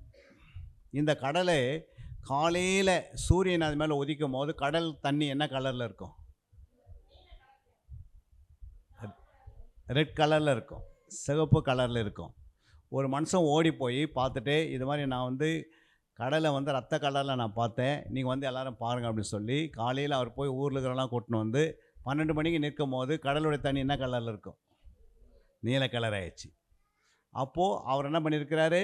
காலையில் அவர் சிவப்பாக பார்த்தாரு, ஆனால் அதே கடல் இப்போ தான் மாறிக்குது, புழுவா. ஏன் புழுவா மாறிச்சு? இப்போ சூரியன் வந்து சென்டர் பகுதிக்கு வந்துடுச்சு, சூரியன் மேலே சென்டர் பகுதிக்கு வந்துருக்குது, அதனால் தண்ணினா ஆயிடுச்சு, புழுவாயிடுச்சு. அதே சூரியன் அஸ்தமிக்கும் போது அந்த தண்ணி கருப்பாக இருந்தது, புரியுங்களா? அப்போ போய் எல்லோரும் கூட்டின்னு வந்தால் தண்ணி ப்ளூ கலர் இருக்குதுன்னு சொல்லி கொண்டு வரும்போது, அவங்க ஈவினிங் வரும்போது சூரியன் அஸ்தமித்து தண்ணி என்ன கலர் ஆயிடுச்சு? கருப்பாயிடுச்சு, புரியுங்களா? அப்போ காலையில் அவங்க தண்ணியை பார்த்து வர சிவப்பு தான், மத்தியானம் ப்ளூவெலாம் இருந்தது, நைட்டு கருப்பாக இருந்தது. ஆனால் அந்த தண்ணிக்குள்ளே ஒரு சத்தியம் இருக்குது, அது மட்டும் மாறாதுக்குது. அது என்னது?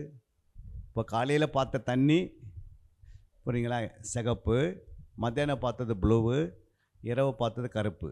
ஆனால் இதில் வந்து பார்த்தீங்கன்னா சத்தியம் ஒன்று இருக்குது, உண்மை மாறினே இருந்தது. காலையில் அவர் சொன்னது உண்மை தான், ஆனால் அந்த உண்மை என்ன ஆயிடுச்சு? குறிப்பிட்ட நேரத்துக்கு மாறிச்சு. ஈவினிங் ஆன பிறகு அந்த உண்மை என்ன பண்ணது? மாறினே இருக்குது. ஆனால் சத்தியம் மட்டும், சத்தியம் மாறலை. சத்தியம்னா என்ன? அந்த தண்ணீருக்குள்ள சத்தியம் இருக்குது. அந்த அது என்னது? இல்லை, அது என்ன மாறலன்னா, காலையில் சிகப்பாக இருக்கும்போது தண்ணி உப்பாக தான் இருந்தது, ப்ளூவாக இருக்கும்போது உப்பாக தான் இருந்தது, நைட்டாக இருக்கும்போது அப்படி நீ சொன்னீங்களா? Okay, correct. அவங்களுக்கு கரங்கள் தட்டுங்க. அப்போது சத்தியம் என்ன பண்ணலை? சத்தியம் மாறலை, ஆனால் என்ன மாறிச்சு? உண்மை மாறுது. புரியுங்களா? ஒரு லோ கோர்ட்டில் ஒரு கேஸ் கொடுக்குறோம், அது ஒரு ஹை கோர்ட்டுக்கு போனால் என்ன மாறுது? அந்த கோர்ட்டு இங்கே கொலைகாரன் சொல்லவன் அங்கே என்ன மாறுறான்? தீர்ப்பு மாறி நீதிமானாக மாறுறான். அதே சுப்ரீம் கோர்ட்டுக்கு போகும்போது மாறுறான், கொலைகாரனாக மாறுறான். ஏன் அப்படின்னா கோர்ட்டில் என்ன பண்ணுது? ஒரு கோர்ட்டுக்கே வித்தியாசம் இருக்குது. புரியுங்களா? இங்கே சொன்னது உண்மை தான், அங்கே சொன்னது உண்மை தான், அங்கே சொன்னது உண்மை தான். ஆனால் சத்தியம் என்ன பண்ணாது? மாறவே மாறாது. இயேசு ஒரு நாள் மாறவே மாட்டார். புரியுங்களா? அப்போது இயேசு எப்படின்னா, 4000 வருஷத்துக்கு முன்னாடி அவர் இயேசு எப்படி இருந்தார்னா, ஏற்கனவே இயேசு இருந்தார் என்று சொல்லப்பட்டிருக்குது. எத்தனை பேருக்கு தெரியும்? இயேசு ஏதோ புதுசாக வந்ததில்லை, இயேசு ஏற்கனவே 4000 வருஷத்துக்கு முன்னாடி இயேசு என்ன பண்ணிக்கிறாரு? இருந்தார். வாசிக்கலாம் அந்த வசனத்தை, யோவான் 1:15. அவரை குறித்து சாட்சி கொடுத்து, எனக்கு பின் வருபவர் எனக்கு முன்னிருந்தவர், ஆகையால் அவர் என்னிலும் மேன்மையுள்ளவர் என்று நான் சொல்லியிருந்தேனே, அவர் இவர்தான் என்று சத்தமிட்டு கூறினான். 27ஆம் வசனம். 27. அவர் எனக்கு பின் வந்தும் என்னிலும் மேன்மையுள்ளவர், அவருடைய பாதரட்சையின் வாரை அவிழ்ப்பதற்கு நான் பாத்திரன் அல்ல என்றான். 30ஆம் வசனம். எனக்கு பின் ஒருவர் வருகிறார், அவர் எனக்கு முன்னிருந்தபடியால் என்னிலும் மேன்மையுள்ளவர் என்று நான் சொன்னேனே, அவர் இவர்தான். அப்போ எனக்கு பின் சொல்லிட்டு எனக்கு முன்னோமும் அவர் இருந்திருக்கிறாரு. யோவான்ஸ்தானுக்கு முன்னாடியே இருந்துட்டார். யோவான்ஸ்தானுக்கு பிறந்த பிறகு தான் யார் பிறக்கிறது? இயேசு பிறக்கிறாரு. ஆனால் அந்த யோவான்ஸ்தான் சொல்கிறாரு, எனக்கு முன்னாடியே அவர் இருந்தார், அவர் பற்றி தான் நான் சொல்ல போகிறேன் அப்படின்றாரு. அப்போ முன்னிருந்தவர் எப்படி இருந்திருக்கிறாரு? வார்த்தையாக இருந்தார், ஆவியாக இருந்திருக்கிறாரு. புரியுதுங்களா? அப்போ நீங்கள் இதில் பார்த்தீங்க, இயேசு கிறிஸ்துவை குறித்து நிறைவேறின சில விதமான தீர்க்க தரிசனங்கள். புரியுதுங்களா? அப்போ இயேசு பிறப்பதுக்கு எவ்வளோ வழி இருக்குது, எத்தனை பேர் அதுக்கு தீர்க்க தரிசனம் உரைத்தாருன்னு கண்டுபிடிக்கிறோம். புரியுங்களா? இது வந்து ஹிஸ்ட்ரி. புரியுங்களா? ஹிஸ்ட்ரியில் எல்லாம் வந்தாச்சு. புரியுங்களா? இரண்டாவது நீங்கள் பாருங்க, இயேசு கிறிஸ்து பூமியிலேருந்து முளைப்பார். எங்கேருந்து முளைக்கிறாரு? பூமியிலேருந்து முளைக்கிறார். அவர் எப்படி முளைக்கிறாருன்னு சொல்லி ஏசாயா 7:14. ஆண்டவர் தாமே உங்களுக்கு ஒரு அடையாளத்தை கொடுப்பார், இதோ ஒரு கன்னிகை கர்ப்பவதியாகி ஒரு குமாரனை பெறுவாள், அவருக்கு இம்மானுவேல் என்று பெயரிடுவாள். அல்லேலூயா. பாருங்க, ஒரு கன்னிகை கர்ப்பவதி ஆக முடியுமா? ஒரு கன்னிகை கர்ப்பவதி ஆகவே முடியாது. புரியுங்களா? ஒரு பெண்ணு தனியாக என்ன பண்ண முடியாது? ஆணோடைய ஒத்தாசை இல்லாத குழந்தை பெற்றெடுக்க முடியாது. புரியுங்க? முடியுமா? ஆனால் இந்த உலகத்தில் பார்த்தீங்கன்னா இயேசு எப்படி பிறக்கிறார் அப்படின்னா, ஒரு கன்னிகை மூலமாக. கன்னிகைனா என்ன அர்த்தம்னா, அந்த பெண்ணுடைய சரீரத்தை எந்த ஆணும் தொடாந்திருந்து பெற்றெடுக்கிறது தான் கன்னிகை. ஒரு ஆண் தொட்டுட்டானா அந்த கன்னி போய் என்ன ஆயிடுச்சு? போயிடுச்சு. அதனால் அந்த கன்னி போகாத இருக்கிறதுக்கு யார் காரணம்? அந்த மரியாள். புரியுங்க? அந்த மரியாள் அவ்வளோ பாக்கியவதையாக இருந்தாங்க, உண்மையாக இருந்தாங்க, உத்தமனாக இருந்தாங்க, உத்தமையாக இருந்தாங்க. அந்த கன்னிகையை ஆண்டு செலக்ட் பண்ணுறாரு. எத்தனை வருஷத்துக்கு முன்னாடி? 700 வருஷத்துக்கு முன்னாடி. புரியுங்களா? ஏசாயா தீர்க்கதரிசன புஸ்தகத்தில் 7:14 இப்போ நான் வாசித்து பாருங்க. இந்த ஏசாயா தீர்க்கதரிசி 700 வருடத்துக்கு முன்னாடி என்ன பண்ணுறாரு? தீர்க்கதரிசனமாக ஒரு கன்னிகை கர்ப்பவதி ஆக்கி ஒரு குமாரனை பெறுவாள், அவருக்கு இம்மானுவேல் என்று பெயரிடுவாள். பாருங்க, அழகாக சொல்கிறாரு ஆண்டவர். இல்லை, ரெண்டாவது அவர் என்ன சாப்பிடுவார்? ஒரு கன்னிகை குழந்தை பெற்று எடுக்கிறாங்கன்னா அவங்களுக்கு பால் உற்பத்தி ஆகுமா ஆகாதா? சயின்ஸ் என்ன சொல்லுதுன்னா, ஆணும் பெண் இணைந்து பெற்றெடுத்தால் தான் தாய்க்கு என்ன வரும்? பால் உற்பத்தி வரும். நீங்கள் போய் சயின்ஸ் எடுத்து பாருங்கள். ஆனால் ஒரு தனியாக ஒரு பெண் ஒரு குழந்தை பெற்று எடுக்கிறான்னு அவங்களுக்கு என்ன உண்டாகாது? பால் உற்பத்தி ஆகுது. அதுக்கு தான் 15ஆம் வசனத்தில் இயேசு சொல்கிறாரு. அந்த வசனத்தை வாசிங்க. தீமையை வெறுத்து நன்மையை தெரிந்து கொள்ள அறியும் வயது மட்டும் அவர் வெண்ணையும் தேனையும் சாப்பிடுவார். பாருங்க, இயேசு என்ன சாப்பிடுவாரா? வெண்ணையும் தேனையும் சாப்பிடுவார். அதாவது அந்த தீமையை வெறுத்து நன்மையை தெரிந்து கொள்ள. ஒரு குழந்தைக்கு நன்மை தீமை எப்போ தெரியும்? நிறைய பேர் குழந்தை பெற்று எடுத்துருக்கீங்க. ஒரு குழந்தைக்கு எப்போ உடைய அப்பா வந்திருக்கிறாரு, அம்மா வந்திருக்கிறாங்க, சித்தப்பா வந்திருக்கிறாரு, தாத்தா வந்திருக்கிறாருன்னு எப்போ தெரிய வருது? அதுக்கு 2 வயசில் தாத்தா வந்திருக்கான்னு தெரியுமா? ஒரு மாடு வருது, இது மாடுன்னு சொல்ல முடியுமா? 5000 வயசு. அதாவது அது வந்து இப்போ இருக்கிற அறிவு. 2000 வருஷத்துக்கு முன்னாடி புரியுங்களா, நம்ம இந்தியாவில் வாழ்ந்தவங்க எப்படி வாழ்ந்தாங்க? 2000 வருஷத்துக்கு முன்னாடி இந்தியர்கள் எப்படிமா வாழ்ந்தாங்க? ஒரு வீட்டுக்குள்ளே போனால் அந்த வீட்டுக்குள்ளே என்ன இருந்ததா பொருள்? பானை இருந்தது. ஏன் பானை இருந்தது? அந்த வீட்டுக்குள்ளே ஏன் பானை இருந்தது?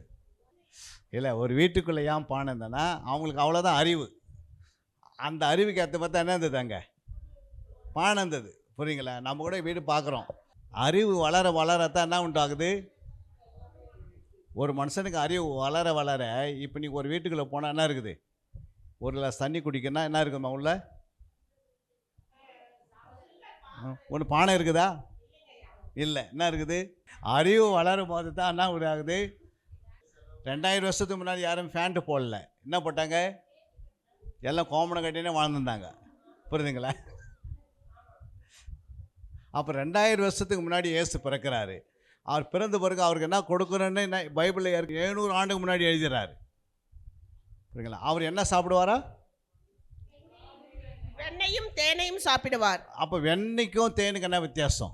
அதாவது பாலுக்குள்ளே வந்து மாட்டுடைய சுபாவம் இருக்கும். என்ன இருக்கா? ஒவ்வொரு ரத்தத்துலேயும் அதனுடைய சுபாவம் அதுக்குள்ளே இருக்கும். இப்போ கீரை எடுத்தா கீரையுடைய கீரைக்குள்ளே அது சுபாவம் இருக்கும். புரியுங்களா? அது மாதிரி மாட்டுடைய பாலில் மாட்டுடைய சுபாவம் இருக்குமா இருக்காதா? இருக்கும். புரியுதுங்களா? அப்போ இந்த மாட்டை ஏன் காசுறோம் அப்படின்னா அதுக்குள்ளே இருக்கிற அணுக்கள் சாகிறதுக்காக. புரியுங்களா? இப்போ அதுக்குள்ளே இருக்கிற அணுக்கள் செத்து அதை வெளியே கொண்டு வரதுக்கு வெண்ணையாக மாறுது. மாறுதா இல்லைங்களா? இப்போ அந்த வெண்ணையை யார் கொடுக்கணும்? இயேசு கிறிஸ்து கொடுக்கணுமா? தேனி எப்படி உருவாகுது? அப்போ தேனிலையும் பாவம் இருக்காது, அந்த மாட்டுடைய வெண்ணையில் என்ன இருக்காது? அந்த சுபாவம் இருக்காது. அப்படி தான் இயேசு புசித்தாருன்னு 700 ஆண்டுக்கு முன்னாடியே ஒரு தீர்க்கதரிசி எழுதுகிறாரு. புரியுங்களா? 700 ஆண்டுக்கு முன்னாடியே இயேசு ஒருத்தர் பிறப்பாருன்னு எழுதியிருக்கிறாரு. அப்போது ஒருத்தர் முன்னாடி நாளைக்கு நம்ம என்ன பிறகு போகிறோன்னா வயிற்றில் என்ன குழந்தை கூட யாருக்குமே தெரியல. புரியுங்களா? அதை ஸ்கேன் பண்ணால் தெரிஞ்சுக்கும். ஆனால் ஸ்கேன் பண்ணால் கூட என்ன பண்ண முடியல. அப்போ இயேசு 700 வருஷத்துக்கு முன்னாடி இந்த உலகத்துக்கு இரட்சகர் பிறக்க போகிறாரு. புரியுங்களா? இயேசு வந்து பிறப்புக்கு என்ன அர்த்தம் அப்படின்னா பாவிகளை ரட்சிக்க இந்த உலகத்துக்கு வராரு. அப்போ நம்மளாம் எப்படி பிறந்திருக்கிறோம்? சங்கீதம் 51:5 சொல்கிறோம் நம்மளாம் மனுஷன் எப்படி பிறந்தான்னு. சங்கீதம் 51:5. இதோ நான் துர்குணத்தில் உருவானேன், என் தாய் என்னை பாவத்தில் கர்ப்பம் தரித்தாள். பாருங்க, இங்கே பாருங்க, எல்லாம் எப்படி உருவாகுறாங்க? ஒரு தாய் வயிற்றில் ஒரு குழந்தை எப்படி உருவாகுது? அந்த தாயினுடைய கருவில் ஒரு குழந்தை உருவாகும் போது அது துர்குணத்தில் உருவாகி அப்புறம் உருவானேன், என் தாய் என்னை பாவத்தில் கர்ப்பம் தரித்தாள். பாருங்க, பாவத்தில் கர்ப்பம் தரிக்கிறாங்க. புரியுங்களா? நம்மளாம் எப்படி பிறந்தோம்? அதனால் வந்து வேர் கசப்பாக இருந்தால் மரம் எப்படி இருக்கும்? ஆமாம். அப்போது நம்ம பிறப்பிலே பாவத்தில் பிறக்கிறதுனால நம்ம மரணம் மறிக்கும் போது பாவத்திலே தான் மறிக்கிறோம். நம்ம எவ்வளோ புண்ணியம் செய்தாலும் அந்த புண்ணியம் அலையாது. புரியுங்களா? ஒரு மனுஷனுக்கு சொல்கிறாரு, ஒரு மனுஷன் போய் என்ன பண்ணியிருக்கிறான், ஒரு 100 பேருக்கு பிளட் கொடுத்துட்டு வந்தானா. எத்தனை பேருக்கு? 100 பேருக்கு. சரி, 100 பேருக்கு பிளட் கொடுத்ததுனால, ரத்தம் கொடுத்ததுனால அவனை கூப்பிட்டு ஒரு மேடையை போட்டு அந்த மேடையில் எல்லாரையும் உட்கார வைத்து அந்த 100 பேரும் உயிர் பேர்த்து வந்துட்டாங்களாம். புரியுங்களா? 100 பேர் ரத்தம் கொடுத்தா உயிர் வருமா வராதா? எல்லோரும் வந்துச்சு. அதனால் அது ரத்தம் கொடுத்தவரை நம்ம மேன்மை பாராட்டணும், அவருக்கு ஒரு கிரீடத்தை வைக்கணும் அப்படின்னு சொல்லி அவர் கொண்டு வந்து மேடையில் நிற்க வைத்து அந்த மேடையில் என்ன பண்ணுறாங்க இவங்க, இதை மாதிரி வந்து 100 பேருக்கு ரத்தத்தை கொடுத்து என்ன பண்ணார், காப்பாற்றினார் அப்படின்னு சொல்லப்பட்டது. அவர் மேடையில் இருக்கும்போது அவர் சொல்கிறாரு, இது மாதிரி நான் 100 பேருக்கு ரத்தம் கொடுத்தது உண்மை. புரியுங்களா? எனக்கு நீ கிரீடம் கொடுக்குறது உண்மை. ஆனால் நான் என்னுடைய ரத்தம் புரியுங்களா எய்ட்ஸாக இருந்தது அப்படின்னு நான் சொன்னாராம். என்ன நிலைமை? அது நான் 100 பேர் கொடுத்துட்டு 101 ஆளாக கொடுக்கும்போது செக் பண்ணும்போது தான் எனக்கு எய்ட்ஸுன்னு தெரியுமா. இப்போ இந்த 100 பேர் அந்த வார்த்தை சொல். இப்போ அந்த வார்த்தை சொல்லும் போது உட்காந்துருக்க நிலைமை என்ன இருக்கும்? வார்த்தையில் தான் இருக்குது. நம்ம பேசுகிற வார்த்தையில் தான் நம்ம தீட்டு உள்ளதாக மாறும், தீட்டு இல்லாத மாறும். நம்ம சாப்பிட்றதுனால தீட்டாகாது. நீ எதையத்து வாயில் போட்டுக்கினாலும் பாட்டில் உடைய நீ உள்ளே போட்டால் கூட அதை கூட ஜீர்ணிச்சிடும். கல் வாரி உள்ளே போட்டால் கூட ஜீர்ணிச்சிடும். இந்த உலகத்தில் கல் சாப்பிட்றவங்களும் இருக்கிறாங்க, மண் சாப்பிட்றவங்க இருக்கிறான், பாட்டில் சாப்பிட்றவங்க இருக்கிறான். அதனால் அவன் வயிறு என்ன பண்ணுறதில்ல, கட்டா இல்லை. ஆனால் வயிற்றுலேருந்து வெளியே வருது பாருங்கள், உள்ளத்துலேருந்து வெளியே வருதான் ஒரு மனுஷனை தீட்டுப்படுத்தும். புரியுங்களா? மீதி எது போனாலும் என்ன பண்ணாதான், தீட்டுப்படுத்தாது அப்படின்னு கடவுள் எழுதி வச்சிருக்கிறாரு. அப்போது ஆண்டவராக இயேசு கிறிஸ்து இந்த பூமியில் வரும்போது எல்லாருடைய ரத்தம் எப்படிக்குதான், பாவமாக இருக்குது. புரியுங்களா?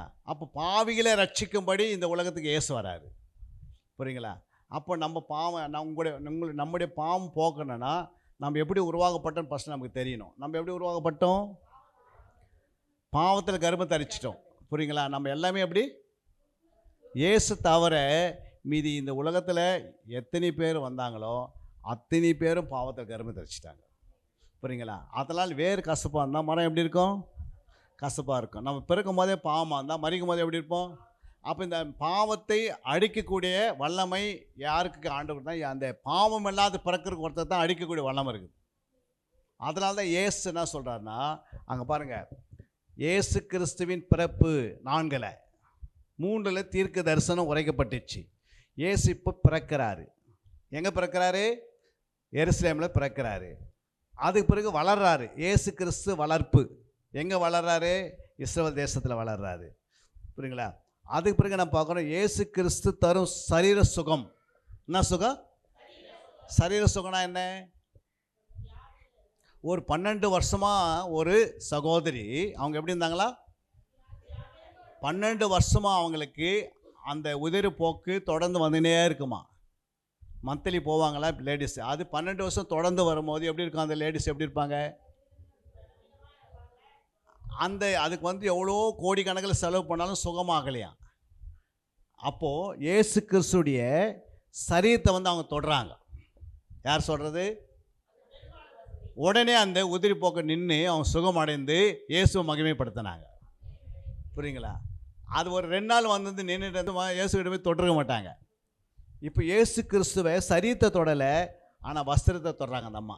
அப்போ வஸ்திரத்தில் என்ன இருக்குது? வல்லமை இருக்குது. புரியுங்களா? அப்போ 18 வருஷமாக ஒரு அம்மா கூனியாக நடந்துன்னு இருக்கிறாங்க. புரியுங்களா? எந்த டாக்டர்கிட்ட போனாலும் சுகம் இல்லை. கூனியாக இருக்கிற ஒரு மகளை இயேசு முதுகு மேலே கை வச்சா அந்த அம்மா நிமிர்ந்து நடந்து போயினேக்கிறாங்க. ஏன்னா அவருடைய சரீரம் பரிசுத்தம், நம்ம சரீரம் பாவமாக இருக்கிறதுனால பாவமான சரீரத்தில் எது தொட்டாலும் பாவம் தான் அணுகும். ஆனால் பரிசுத்தமுள்ள சரீரம் பாவமுள்ள சரீரத்தை தொட்டால் குணமாகும். நீங்கள் பரிசுத்தமாக ஆகிட்டீங்கன்னா நீ யார் மேலே கை வச்சாலும் வியாதி குணமாகிடும். ஆனால் நம்ம பரிசுத்தம் ஏன் ஆக முடியலன்னா நம்ம வளர்ச்சி இல்லாத இருக்கிறோம். புரியுங்களா? வேத வசனங்களை வாசிக்க வாசிக்க தியானிக்க தியானிக்க நமக்குள்ளே அந்த சுகமாக்க எல்லாமே நமக்குள்ளே வருது. புரியுதுங்களா? அப்போ எப்போ வருது? அவரே அந்த வரத்தை கொடுக்குறாரு. பரிசுத்தம் புரியுங்களா? அந்த பரிசுத்தம் யாருக்குள்ளே இருக்குதோ நம்ம சிங்கம் போல் தைரியமாக இருப்போம். புரியுங்களா? ஏன் இருப்போன்னா நமக்கு பயம் இருக்காது. யாருக்கு பயம் வரேன்னா, யாருடைய இருதயத்தில் பாவம் இருக்குதோ அவங்களுக்கு எப்பவுமே பயம் இருக்கும், சந்தேகம் இருக்கும், அவிசுவாசம் இருக்கும். அவங்க எதை எடுத்து செய்தாலும் நாளைக்கு இருப்போமா இன்றைக்கி இருக்க மாட்டாங்க, இதே எண்ணம் இருக்கும். ஆனால் இயேசு ஒருத்தர் உயிரோடு இருக்கிறாரு, அவர் என் கூட இருக்கிறாரு, எனக்கு மரணமே வராதுன்னு போயினே இருந்தால் அவங்களுக்கு வியாதி வராது, நோய் வராது, பலவீனம் வராது. அந்த விசுவாசம் நமக்குள்ளே வரணுமா. புரியுங்களா? அப்போ இயேசு அவர் சரீர சுகத்தை கட்டுறாரு. சரீர சுகம்னா அவர் கண்ணை, அவர் ஒருத்தர் குருடாக இருக்கிறாரு, அந்த குருடனுக்கு சேறு பூசி நீ போய் கழுவுன்றாரு, அவனுக்கு குணமாயிடுது. புரியுங்களா? 40 வருஷம் அவனுக்கு கண்ணு தெரியாது. புரியுங்களா? ஒரு ஹாஸ்பிட்டலில் போய் 40 வருஷம் கண்ணே தெரியல, புது கண்ணை மாற்றினா என்ன பண்ண முடியாது? 10 லட்சம் கொடுன்னுவாங்க. ஆனால் இயேசு அவனுக்கு என்ன பண்ணல, உமிழ் நீரை கீழே வச்சு மண்ணை பிசைந்து கண்ணில் வச்சு நீ போய் சீலம் என்ற குலவத்தில் கழுவுன்றாரு, அவனுக்கு குணமாயிடுது. புரியுங்களா? ஒரு குருடன் மேலே கை வைக்கிறார், அவனுக்கு குணமாயிடுது. புரியுங்களா? இப்படி இஸ்ரவேல் தேசத்தில் 2000 வருஷத்துக்கு முன்னாடி அற்புதம் செய்தார், இன்றைக்கி செய்து கொண்டிருக்கிறாரு. அன்றைக்கி இயேசு டைரெக்டாக செய்தார் ப்ராக்டிக்கலாக. இன்றைக்கி அவருடைய வாயின் வார்த்தையினால் வர வார்த்தையினால இன்றைக்கி சுகமாக வராங்க. புரியுங்களா? அன்றைக்கி அவர் வாய் பேசின வார்த்தை என்றைக்கு பேசின உயிர் இருக்குது. புரியுங்களா? பைபிளில் இருக்கிற ஒவ்வொரு வார்த்தையும் ஏன் உயிராகுது? பைபிளில் இருக்கிற வார்த்தையாமல் உயிராகுது. இந்த உலகத்தில் எல்லா புத்தகமும் மாறினே இருக்குது. நான் 81 எஸ்எல்சி முடிக்கும் போது அன்றைக்கி நான் படிக்கும்போது அந்த புஸ்தகத்தினுடைய தமிழ் எப்படி இருந்தது, இன்றைக்கி 2024 படிக்கிற 10th கிளாஸுடைய புஸ்தகம் எப்படி இருக்குது? அதே சப்ஜெக்டை வருது, மாறினே இருக்குது. ஏன்னா எழுதுனவன் செத்துக்கினே இருக்கிறதுனால மாறினே இருக்குது. ஆனால் ஒருத்தர் இருக்கிறாரு, அவர் எழுதினது 2000 வருஷத்துக்கு முன்னாடி எழுதுனது 4000 வருஷத்துக்கு முன்னாடி இது வரைக்கும் ஏன் அது மாறலாம் அப்படின்னா, எழுதினவர் உயிராகிறாரு. அதனால் இந்நாள் வரைக்கும் அது உயிராகுது. அதனால தான் நம்ம இயேசு பின்னாடி ஓடுறோம். புரியுங்களா? இல்லைன்னா இயேசு பின்னாடி ஓடி என்ன பிரயோஜனம்? அது நமக்கே தெரியும்.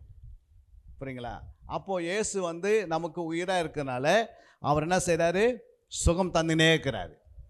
புரியுங்களா? சிலவங்க ஏன் ஹாஸ்பிட்டல் வச்சுருக்கிறாரு கடவுள்னா, எதுக்கு ஹாஸ்பிட்டல் வச்சுருக்கிறாரு அப்படின்னு யாருன்னா தெரியுமா? ஹாஸ்பிட்டல்லாம் எதுக்குமா இருக்குது? ஹாஸ்பிட்டல் எதுக்கு இருக்குதுன்னா, அவிசுவாசிகளுக்காக ஹாஸ்பிட்டல் இருக்குது. எதுக்கு இருக்குது? அவிசுவாசிகளுக்கு. விசுவாசிகளுக்கு என்ன இல்லை? என்னம்மா? விசுவாசிகளுக்கு ஹாஸ்பிட்டல் கிடையாது. புரியுங்களா? ஏன் சொன்னால், விசுவாசிகள் இங்கே பாருங்கள், விசுவாசிகள் வியாதிஸ்தர் போய் என்ன பண்ணணுமா? விசுவாசிகள் வியாதிஸ்தர் கை வைக்கணுமா? ஒரு விசுவாசி உண்மையான இப்போ நீங்கள் விசுவாசியா இல்லையான்னு யாருக்கு தெரியும்? உங்களுக்கே தெரியும். நீங்கள் யார் மேலே கை வைக்கலாம், நீங்களும் அவிசுவாசி தான். அப்போ ஹாஸ்பிட்டல் தேவைப்படுது. புரியுங்களா? நீ விசுவாசி ஆகிட்டா நீ வியாதிஸ்தர் கை வைப்ப. மாசிங்க அந்த வசனத்தை, மார்க் 16:17. விசுவாசிக்கிறவர்களால் நடக்கும் அடையாளங்கள் ஆவன, என் நாமத்தினாலே பிசாசுகளை துரத்துவார்கள், நவமான பாஷைகளை பேசுவார்கள், சர்ப்பங்களை எடுப்பார்கள், சாவுக்கேதுவான யாதொன்றையும் குடித்தாலும் அது அவர்களை சேதப்படுத்தாது, வியாதிஸ்தர் மேல் கைகளை வைப்பார்கள், அப்பொழுது அவர்கள் சொஸ்தமாவார்கள் என்றார். பாருங்க, வியாதிஸ்தர் மேல் யார் கை வைப்பாங்க? விசுவாசிக்கிறவங்க தான் போய் வியாதிஸ்தர் மேலே. அப்போ ஹாஸ்பிட்டல் எதுக்கு இருக்குது? ஹாஸ்பிட்டல் எதுக்கு இருக்குது? கடவுள் மேலே நம்பிக்கை குறைவாக இருக்கிறவங்க தான் ஹாஸ்பிட்டல் தேவைப்படும். கடவுள் மேலே முழு நம்பிக்கை வந்துச்சுன்னா ஹாஸ்பிட்டல் தேவையில்லையா? தேவையில்லை. புரியுங்களா? கடவுள் மேலே ஒருத்தருக்கு நம்பிக்கை வந்துச்சு, விசுவாசம் வந்துச்சுன்னா நீ ஹாஸ்பிட்டல் தேடி ஓடத்தில் உன் பணம் மிச்சம். புரியுங்களா? அப்போது கடவுள் மேலே ஏன் நம்பிக்கை இல்லை அப்படின்னா, அவருடைய வார்த்தையே வாசிக்கிறதில்ல, தியானிக்கிறதில்ல, அதுக்கு நேரத்தை கொடுக்கறதில்ல. அது இரவு பகலாம் வாசித்தா அது என்ன பண்ண அவங்கள சந்தோஷமாக வச்சுக்கும், நிம்மதியாக வச்சுக்கும். அவங்க எப்பவுமே சமாதானமாக இருப்பாங்க. அந்த குடும்பத்தில் எப்பவுமே மாவும் எண்ணெய் எப்படி இருக்கும்? குறைப்படாது. அவங்க தண்ணீரை ஆசீர்வதிக்கிறாரு. அவங்களுக்கு யாராவது சூனியம் வச்சாலும் சூனியம் வேலை செய்யாது, மந்திரம் வச்சாலும் வேலை செய்யாது. ஆனால் அவிசுவாசிகளுக்கு சூனியம் வச்சு உடனே நிறைவேறிடுது. ஏன் நிறைவேறுதுன்னா, பயம் இருக்குது அவங்களுக்குள்ள. பயம் இருக்கிறவங்களுக்கு, பயம் யாருக்கு இருக்கும்? யாருக்குள்ள பாவம் இருக்குது அவங்களுக்குள்ள பயம் இருக்கும். இப்போ பாவம் இல்லாதவங்களுக்கு என்ன இருக்காது? பயம் இருக்காது. புரியுதுங்களா? ஏன் பயம் இருக்காதுன்னா, பாவம் இல்லாதவங்களுக்குள்ள பரிசுத்தம் இருக்கிறதுனால அவங்க எப்பவுமே சாத்தியை என்ன பண்ணுவாங்க? யாருக்கும் போய் பேச மாட்டாங்க, சந்தேகப்பட மாட்டாங்க. புரியுதுங்களா? அவங்க ஒரு லைட் மாதிரி. யார்? லைட்டை பார்க்குறீங்க எப்படி இருக்குதுமா? அந்த லைட்டை உன் தலையில் கட்டிட்டு நீ லைட் போட்டு ஆன் பண்ணினே போகிற. அந்த லைட்டை பார்த்து எத்தனை பேர் முன்னே தேடி பின்னாடி வருவாங்க. ஆனால் நீ இருட்டில் போனால் என்ன பண்ண முடியல. அப்போ இருள் என்பது பாவத்தை குறிக்குது, லைட் என்பது பரிசுத்தத்தை குறிக்குது. புரியுங்களா? நீ வெளிச்சமாக இருக்கிறனா, வெளிச்சம் எப்படிங்கன்னா அந்த பரிசுத்தமாக இருக்கிறதுக்கு தான் வெளிச்சம். புரியுங்களா? அப்போ அந்த பரிசுத்தம் சும்மா வராது. ஒரு துர்குணத்தில் பிறந்தவங்க எத்தனை விதமான மலைகளை சுற்றி வந்தாலும் பரிசுத்தம் ஆக முடியாது. புரியுங்களா? ஏன்? மலையை சுற்றி, மலை அங்கே தான் இருக்கும், நம்ம தான் சுற்றி வரணும் மலையை. புரியுங்களா? மலையும் பரிசுத்தமாகாது, சுத்தனவும் பரிசுத்தமாக முடியாது. ஏன் முடியாதுன்னா, அந்த மலையில் என்ன இல்லை? பரிசுத்தம் இல்லை. அதனால் மலையில் யாருமே இல்லை. புரியுங்களா? கடவுள் எங்கே இருக்கிறாரு? கடவுள் எங்கேம்மா இருக்கிறாரு? காற்று எங்கெல்லாம் இருக்குதோ அங்கே கடவுள் இருக்கிறாரு. இல்லை, காற்று எங்கே இருக்குதோ அங்கே கடவுள் இருக்கிறாரு. அப்போ கடவுளை பார்க்க முடியுமா? காற்றை கையில் பிடிக்க முடியுமா? பிடிக்க முடியாது. ஏன் பிடிக்க முடியாது? உணர முடியும். அப்போ கடவுள் நம்ம மேலே இறங்கும் போது நமக்கு உணர முடியும். ஒரு வல்லமை இறங்கி நம்மளை அவர் என்ன பண்ணுறாரு? குணமாக்குறாரு. புரியுங்களா? கடவுளுடைய வல்லமை போதும். அவருடைய கரை வச்சா சுகம், அவர் பூதனா சுகம், அவர் சுவாசத்தில் சுகம், அவர் சொன்னால் சுகம், அவர் 100 கிலோமீட்டர் பின்னாடி இருந்து நம்மளுக்கு ஜெபம் பண்ணால் சுகம். புரியுங்களா? எங்கேருந்து 10,000 கிலோமீட்டர் தூரத்துலேருந்து நம்ம பேருக்காக யாருன்னா ஜெபம் பண்ணுறாங்க, அவங்களும் சுகம் பண்ணிக்கிறாங்க. கடவுளுக்குள்ள வல்லமை இருக்குது. அது வல்லமை பரிசுத்தமான வல்லமையாக இருக்கிறதுனால அந்த வல்லமைக்கு முன்னாடி என்ன பண்ணல, எதுவுமே எதிர்க்க முடியல. புரியுங்களா? அப்போ ஒரு மனுஷன் எப்படி வாழணும்? மீனை போல் வாழணுமா? எப்படி வாழணும்? மீன் எப்படி வாழுது? யாரோ சொல்லுங்கள், மீன் எப்படிமா வாழுது? உப்பு தண்ணியில் இருந்து உப்பு சாராமல் வாழுது. இந்த பூமியில் எவ்வளோ தான் பாவம் இருந்தாலும் பாவத்தை சாராமல் வாழந்தான் யார்? பரிசுத்தவான். ஐயோ பாவம் இருக்குதா? பாவம் எங்களாலும் இருக்கலாம். புரியுங்களா? ஆனால் ஒருத்தர் பரிசுத்தமாக இருந்தால் பாவம் அவனை அணுகாது. புரியுங்களா? ஒரு மனுஷனுக்குள்ளே பாவம் எப்படி வருது அப்படின்னா, நம்ம உட்கார்ற இடம் சரியில்லாத இருந்தால் பாவம் உள்ளே வருது. நம்ம சரியான இடத்துல உட்கார கற்றுக்கணும்னா நம்முடைய வாழ்க்கையில் என்ன இருக்குது? பரிசுத்தம் இருக்கிறது இல்லை. ரெண்டாவது எங்கே பாருங்கள், இயேசு கிறிஸ்துடைய 7வது வாசம் சரீரத்தில் சுகம், இயேசு கிறிஸ்துடைய வளர்ப்பை பார்த்தோம். இப்போ இயேசு கிறிஸ்து எப்படி வளர்றாரு? வளர்ச்சிக்கு என்ன தேவைப்படுகிறது சொல்லுங்கள் பார்க்கலாம். இப்போ நம்ம ஒரு குழந்தை பிறந்தவருக்கு என்ன தேவைப்படுது? முதல்ல தாய்ப்பால் வேணும். வாசிக்கலாம் அந்த வசனத்தை. ஏசாயா 7:22. அவைகள் பூரணமாய் பால் கூறுகிறபடியினால் வெண்ணெயை சாப்பிடுவான். தேசத்தின் நடுவில் மீதியா இருப்பவனவனும் வெண்ணெயையும் தேனையுமே சாப்பிடுவான். அல்லேலூயா, அல்லேலூயா. இப்போ அந்த குழந்தை வளரத்துக்கு ஆண்டவர் பாலுக்கு பதில் பாலையும் தராரு, ரெண்டாவது வெண்ணெய் தராரு, நெய்யை தராரு, தேனை தராரு. அந்த பிள்ளை வளர்கிறது. அது எப்படி வளருதுன்னா, லூக்கா 2:52 வாசிக்கும் போது, இயேசுவானவர் ஞானத்திலும் வளர்த்தியிலும் தேவ கிருபையிலும் மனுஷர் தயவிலும் அதிகமாய் விருத்தி அடைந்தார். இங்கே உட்கார்ந்துக்கிறவங்களுக்கு இந்த 4 பேர் தேவை.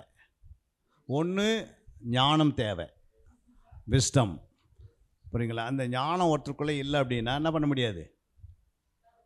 இப்போ நான் படிச்சிருக்கேன்னா, அந்த காலத்தில் நாங்கள்லாம் படிக்கும் போது தான் பாஸ் பண்ணோம். புரியுதுங்களா? ஆனால் உங்களுக்கு மத்தியில் நாங்கள் பேசுகிறோன்னா எப்படி பேசுகிறோன்னா, கடவுளுடைய அந்த ஞானம். புரியுங்களா? ஏன் ஞானத்தை வச்சு நான் பேச முடியாது. புரியுங்க? கடவுளுடைய ஞானம் என் மேலே இறங்கினால தான் ஒரு இன்ஸ்டியூட் வச்சு நடத்துகிறோம். 8000 பேர் என்கிட்ட படிச்சிருக்கிறாங்க. எத்தனை பேர்? 8000 பேர். படிக்கிறதுக்கு யார் காரணம்? நானா? கடவுளுடைய ஆவி என் மேலே இறங்குது. நாங்கள் என்ன பண்ணுறோம்? 4 பேருக்கு போய் கிளாஸ் எடுக்கிறோம் இல்லை. அப்போ உங்கள் மேலே கடவுளோட ஆவி இறங்கி வரும். யாரெல்லாம் வாஞ்சியாக இருக்கிறீங்களோ உங்கள் மேலே கடவுள் ஆவி இறங்கிச்சுன்னா உங்களுக்குள்ளே என்ன ஞானம் வந்துடும். ஞானத்து பிறகு என்ன வருது? ஞானம், அப்புறம் தேவ கிருபையிலும் மனுஷர் தயவிலும் அதிகமாய் விருத்தி அடைந்தார். அப்போ ஞானத்திலையும் தேவ கிருபை என்னது? ரெண்டாவது என்னது? வளர்த்தியிலும் தேவ கிருபை. கிருபனா என்ன? இல்லை, கிருபனா என்ன? கிரேஸ்னா நம்ம கிரேஸ்னா டீச்சருங்க சொல்லுங்கள். 34 மார்க்கில் அந்த பிள்ளை ஃபெயில் ஆகிடுது. அந்த டீச்சர் என்ன பண்ணுறாங்க? 1 மார்க் போடுறாங்க பாரு. அதுக்கு பேர் என்னது? கிருபை.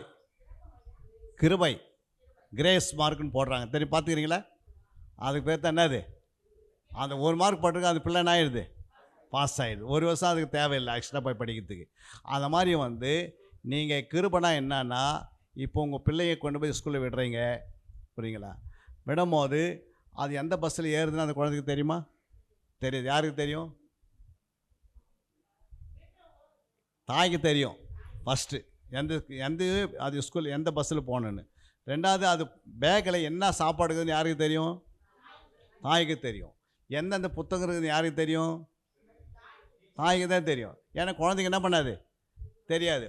ஆனால் வாசலில் கொண்டு வந்து விட்டு போயிடுறாங்க. புரியுதுங்களா? அதுக்கு பேர் தான் கிருபை. அந்த குழந்தைய கேட்டு அம்மா எனக்கு சோறு கொண்டு கொடுத்து அனுப்புங்க, கொஞ்சம் பேர் என்ன கொடுங்க, எனக்கு பஸ்ஸில் இடம் கொடுங்க, நான் வரும்போது எனக்கு என்ன கொடுங்க, புக்கெல்லாம் போட்டு கொடுங்க அப்படின்னு எதுவுமே கேட்கல. எல்லாமே யார் செய்கிறது? அப்போது ஒருத்தர் ஆண்டவர் சார்ந்து வாழ்ந்தால் இதெல்லாம் உனக்கு எப்படி தாய் எப்படி குழந்தைக்கு கொடுக்குறாங்களோ அதே மாதிரி ஆண்டவரும் அந்த மக்களுக்கு கொடுக்குறாரு. புரியுங்களா? உலகமே பஞ்சத்தில் இருந்தாலும் அவங்கள கர்த்தர் ஆசீர்வதிக்கிறாரு. ஏன்னா தேவ கிருபை உன்னை என்ன பண்ணுது? உனக்கு உதவி செய்கிறது. அதுக்கு பிறகு லாஸ்ட்டு அர்த்தம் சொல்கிறாரு, மனுஷனுடைய தயவு கிடைக்குது. என்ன கிடைக்குது? தயவுனா என்ன? நீ போய் யார்கிட்டையும் கேட்க தேவையில்லை. நீ பேசி நிற்ப, எனக்கு ஒரு 10,000 ரூபாய் தேவைப்படுது அப்படின்னு. இதை காதில் கேட்டவங்க என்ன பண்ணுவாங்கன்னா அவங்க உடனே உனக்கு ஹெல்ப் பண்ணுவாங்க. ஆனால் உனக்கு மேலே தேவ கிருபை இல்லை அப்படின்னா நீ போய் பேங்க்கில் லோன் கேட்ட தர மாட்டான். புரியுங்களா? அந்த 10,000க்கு உனக்கு ஹார்ட் அட்டாக் வர மாதிரி இருக்குது தவிர, ஆனால் என்ன 10,000 வாங்க முடியாது. ஏன் வாங்க முடியாது? கிருபை இல்லை. அப்போ கடவுளுடைய கிருபை யார் மேலே இருக்குதோ கர்த்தர் அவங்கள ஆசீர்வதிக்கிறார். புரியுங்களா? கிருபை இருக்கிறவங்களுக்கு புரியுங்களா, ஒரு முடி அளவில் தப்பிப்பாங்க ஆக்சிடெண்ட்டில். புரியுங்களா? ஒரு முடி அளவில் தண்ணியிலும் தப்பிப்பாங்க, அக்னியிலும் தப்பிப்பாங்க, ஆபத்துலையும் தப்பிப்பாங்க, வழியில் தப்பிப்பாங்க. திடீர்னு சின்ன வியாதி வரும், அவங்க வந்து டக்குன்னு சொல்லுவாங்க. அந்த வியாதி ஆரம்பம் பண்ணும் போதே அவங்க வந்து கரெக்டாக ஒரு மருந்து கொடுப்பாங்க, அந்த மருந்து சுகமாகிடும். புரியுங்களா? ஆனால் கிருபை இல்லைன்னா அந்த வியாதி பெருசாகி மரணம் சந்தித்துருது. அப்போ நமக்கு கிருபையை, கடவுளுடைய கிருபை பெற்றுக்கொண்டோம்னா 4 சைடு உனக்கு உதவிகள் வந்துனே இருக்கும். சொல்லியும் உதவி வரும், பேச்சிலும் உதவி வரும், வார்த்தையிலும் உதவி வரும், செய்கையிலும் உதவி வரும், கிரியிலையும் உதவி வரும், யோசனையிலும் உதவி வரும், சிந்தனைக்குள்ளேருந்து உதவி வரும். நீ உன்னுடைய எண்ணங்களையும் கிருபை வந்து என்ன பண்ண உதவி வரும். இப்படி 4 சைடு சுற்றி கடவுள் என்ன பண்ணுறாரு, அவங்கள ஆசீர்வதிக்கிறாரு. புரியுங்களா? அப்போ தேவ கிருபையை நாம் பெற்றுக்கணும். இயேசு கிறிஸ்துக்கே கிருபை தேவைப்பட்டது உலகத்துக்கு வாழ்த்துக்குன்னா, கடவுளுடைய கிருபை இயேசுக்கு தேவைப்பட்டதுன்னா நமக்கு என்ன தேவைப்படுது? அதே கிருபை தேவைப்படுது. புரியுங்களா? கிருபை எப்போ இழந்து போடுவாங்கன்னா, யாருக்குள்ள கசப்பு வருதோ, மற்ற மேலே போகாமல் வந்துச்சுன்னா கிருபை தானே அவங்கள்ட்ட வெளியே போயிடும். அப்போ தான் அவங்களுக்கு தேவையில்லாத பிரச்சனைலாம் வர ஆரம்பிக்குது. புரியுங்களா? உடனே நம்ம அதுக்கு ஆண்டவரே உங்களுடைய கிருபை எனக்கு கொடுத்துருங்க அப்படின்னா, இங்கே உட்காந்துக்கிற எல்லாமே வந்து கடவுளுடைய பிள்ளைங்க தான். நம்ம ஏதோ வந்து கிறிஸ்து வந்து அப்படிலாம் கிடையாது. நம்ம எல்லாம் நமக்குள்ளே வந்து ஆண் என்றும் பெண் என்றும் இது தான் இருக்குது. புரியுங்களா? நமக்குள்ளே ஓடுற ரத்தம் என்ன கலரில் இருக்குது? நமக்குள்ளே ஓடுற ரத்தம் சிகப்பா இல்லை வெள்ளையா? அப்போ எல்லாமே நம்ம சகோதரர்கள் சகோதரிகள். எல்லாரையும் படைத்தவர் கடவுள் ஒருவர் தான். புரியுங்களா? எல்லாரையும் கடவுள் நேசிக்கிறாரு. நீங்கள் இன்னும் இயேசுக்குள்ளே வரலை, நீங்கள் ஏற்கனவே கடவுள் உங்களை நேசிக்கிறாரு. நீங்கள் திரும்ப இயேசுக்குள்ளே வரணுன்றார். இயேசுக்குள்ளே ஏன் வரணுன்னா அங்கே சொல்லப்பட்டிருக்குது பாருங்கள், 5வது வாசிங்க. முதல் வருகையின் நோக்கம். இயேசு கிறிஸ்துக்கு ஒரு வருகை இருக்குது. என்ன வருகை? நம்ம வருகை இருக்குது, முதல் வருகையின் நோக்கம். அப்போது அந்த நோக்கத்தில் நம்ம வளரணும், நம்ம இயேசு ஏற்றுக்கணும் தான் ஆண்டவர் சொன்னார். இயேசு ஏற்றுக்கொள்கிறதுக்கு ஒரு 2 லட்ச ரூபா கொடுன்னு ஆண்டவர் கேட்கவில்லை. இயேசு ஏற்றுக்கொள்றதுக்கு பணம் கேட்டாரா? நீ மனசில் ஏற்றுக்கணும், அவ்வளோதான்.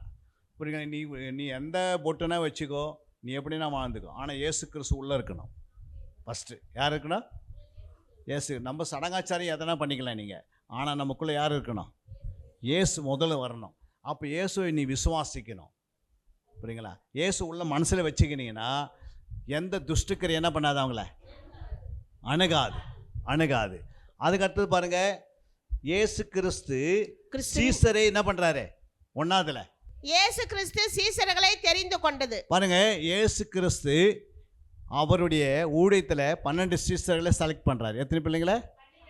அதில் ஒரு சீசன் நம்முடைய இந்தியா தேசத்துக்கு வந்தார். அது யார் பாருங்கள்? தோமா. நீங்கள் தாமஸ் மண்டன் கேள்விப்பட்டிருப்பீங்க. இந்த தோமா வந்து யாருன்னா இயேசு கிறிஸ்துடைய சீசன். புரியுங்களா? நம்முடைய இந்தியாவை நேசித்தபடினால் நம்முடைய இந்தியாவில் நீங்கள் பார்த்தீங்கன்னா அந்த அளவுக்கு யாருக்கு என்ன இல்லை, தேவ அறிவு இல்லாத இருந்தது தோமா வரப்போ. புரியுங்களா? அப்போ தோமா வந்து என்ன செய்திருக்கிறாரு? இயேசு பற்றி இந்த உலகத்தில் சொல்லியிருக்கிறாரு. புரியுங்களா? இயேசு ஒருத்தர் வந்தார், அவர் குறித்து A to Z சொன்னாராம். புரியுங்களா? அப்போ இந்த தோமா வந்து எதுக்கு வந்தார்? தோமா வந்தப்போ தான் யாரும் கூட வந்தாராம்? யாருமா வந்தது? தோமாவோட ஒருத்தர் இருந்தார் நம்ம தமிழ்நாட்டில். அவங்க யார்?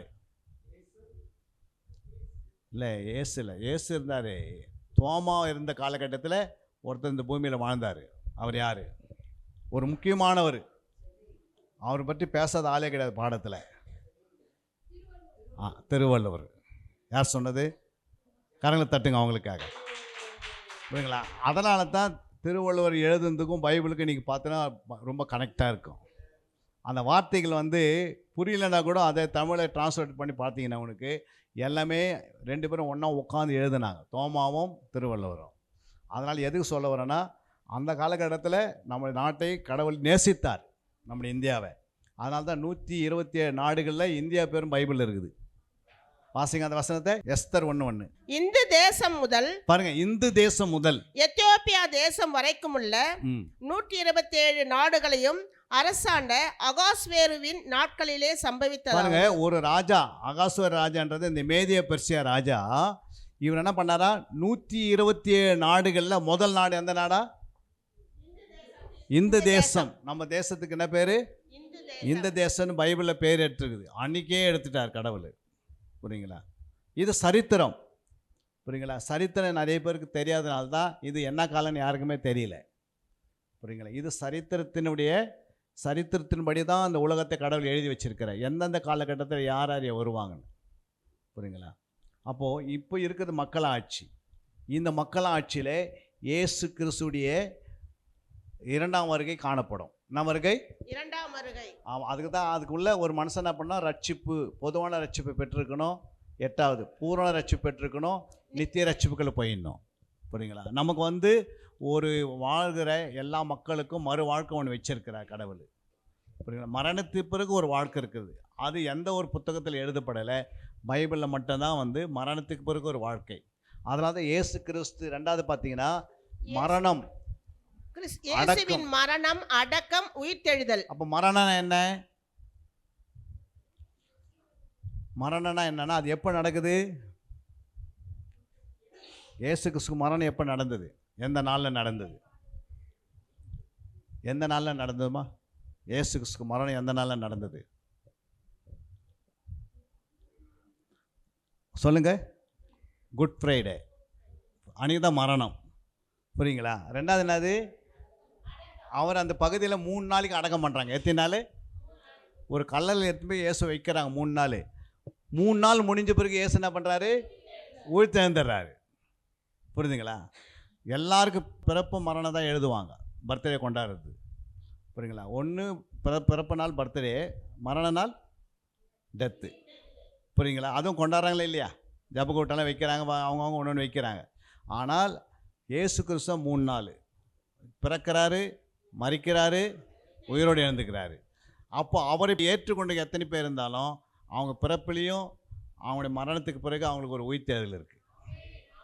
புரியுங்களா? விதை போடுறோம், அது என்ன பண்ணுது? விதை பார்க்குறேன், மாங்காவுடைய கொட்டை பார்க்குறீங்க, எப்படி இருக்குது விதை? மாங்காய் விதை எத்தனை பேர் பார்த்துக்கிறீங்க? அது எப்படி இருக்குது பார்க்குறதுக்கு? காஞ்சி போய்க்குது. ஆனால் அதுக்குள்ளே ஒரு உயிர் இருக்குது. அதில் ஒரு 2 லட்சம் மாம்பழம் இருக்குதுன்னு பார்க்கும்போது தெரியுதா? ஆனால் அது விதை போட்டிருக்கு, 2 லட்சத்து மாம்பழத்துக்கு மேலே கொடுக்குதா இல்லைங்களா? அப்போ ஒரு மாங்காய் கொட்டைக்கே ஒரு உயிரை கொடுத்து மறுபடியும் அதுக்கு பிறப்பு கொடுத்து மறுபடியும் அது வளர்ந்து கனிகளை கொடுக்குதுன்னா அதை காட்டிலையும் அதை புசிக்கிற மனுஷனுக்கு எவ்வளோ பெரிய வல்லமை கொடுத்துருக்கிறார் கடவுள். அப்போ இயேசு கிறிஸ்து நமக்கு கொடுத்ததுன்னா மறுபிறப்பு ஒன்று கொடுத்துருக்கிறாரு. அதுதான் ஞானஸ்தானம். ஞானம் ப்ளஸ் ஸ்தானம், அதுக்கு பேர் என்னது? ஒருத்தர் ஞானஸ்தானம் எடுக்கிறாங்கன்னா அவங்களுக்குள்ளே இயேசு ஞானம் வருது. என்ன வருது? ஞானத்தை பெற்றுக்கொள்வது தான் ஞானஸ்தானம். புரியுங்களா? அந்த ஞானஸ்தானை பெற்றுக்கொள்கிறவர்களுக்கு மறுபிறப்புன்னு சொல்லுவாங்க. புரியுங்களா? ஏற்கனவே அவங்க செய்த தவறுகள் எல்லாம், தாயின் கருவில் பிறந்ததெல்லாம் அந்த மன்னிக்கப்பட்டிருது. புரியுங்களா? அந்த மரணத்தை தண்ணீரில் முழுகும் போது அடக்கம் பண்ணுறாங்க. இனிமேல் அவங்க எந்த பாவத்துக்கும் அடிமை கிடையாது. இப்போ மரணத்துக்கு அடிமை கிடையாது. இப்போ உயிர்த்ததுக்கு மட்டும்தான் அடிமை அவங்க.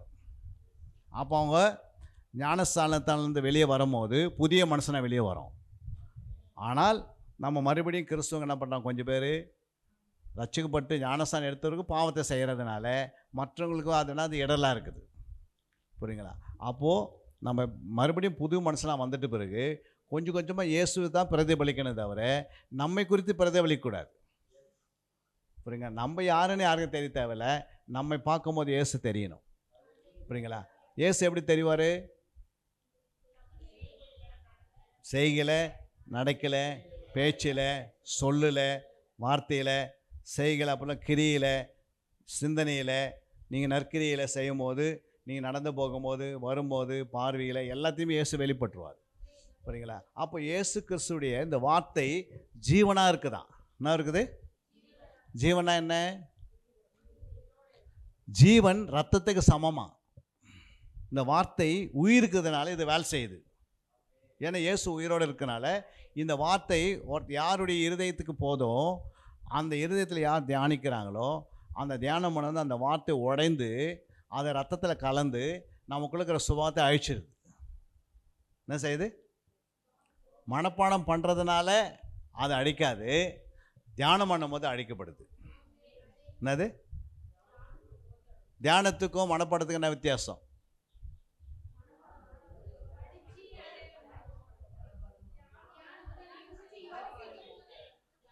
இப்போ ஒரு வடை கதுன்னு வச்சுங்க, இந்த வடையை அப்படியே விழுங்குறதுக்கு தான் என்ன சொல்லுவாங்க? மனப்பாடம். ஆனால் அந்த வடையை நீங்கள் அசை போட்டு சாப்பிட்றீங்க பாருங்கள், அதுக்கு பேர் என்னது? தியானம். மாடு அசை போடுதா? அசை போடலையா? ஏன் ஆசை போடுது? மாடு எதுக்கு ஆசைப்படுது? நல்ல பால் கொடுக்கணும். அசை போடாத மாடு பாருங்கள், செத்துரும் சீக்கிரமாக. யாருடைய இருதய அசை இல்லையோ, தியானம் இல்லையோ, அவங்களுடைய ஆத்மா மறுபடியும் செத்துருது. புரியுங்களா? அந்த ஆத்மாக்குள்ளே தான் ஒரு இருதயம் இருக்கிறது. புரியுங்களா? மனுஷனுக்கு எத்தனை இருதயம் இருக்குது? 3 இருதயம் இருக்குது, 6 கண்கள் இருக்கிறது. கடவுளுக்கு 7 கண், மனுஷனுக்கு 6 கண்கள், 3 இருதயம் இருக்கிறது. கட்லா மீன் எத்தனை பேர் பார்த்துக்கிறீங்க? கட்லா மீன், கட்லா மீன் ஒரு மீன் இருக்குது. யாரும் தெரியுமா? விற்கிறாங்க. நீங்கள் கேள்விப்பட்டுக்கிறீங்களா? சயின்ஸ் கண்டுபிடிச்சிக்கிறாங்க, அதுக்கு 5 இருதயம் இருக்குதான். ஒரு சாதாரண கட்லா மீனுக்கு 5 இருதயம் இருக்கும்போது மனுஷனுக்கு 3 இருக்குமா இருக்காதா? ஏன்னா கட்லா மீனை சாப்பிட்றாங்க நம்ப. புரியுங்களா? அந்த மீனுக்கு 5 இருதயம் இருக்கும்போது நமக்கு 3 இருதயம் இருக்குமா இருக்காதா? இருக்கும்.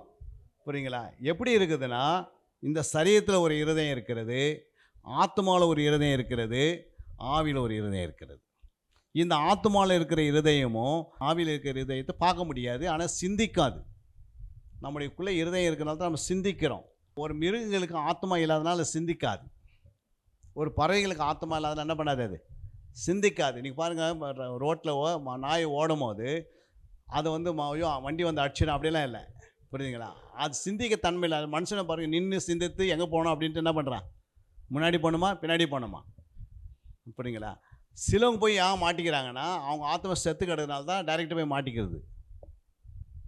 புரியுங்களா? ஒருத்தருடைய ஆத்மா செத்து போயிடுச்சுன்னா அவங்களுக்கு முன்னாடி வர வண்டி கூட கண்ணு மறைச்சிடும்.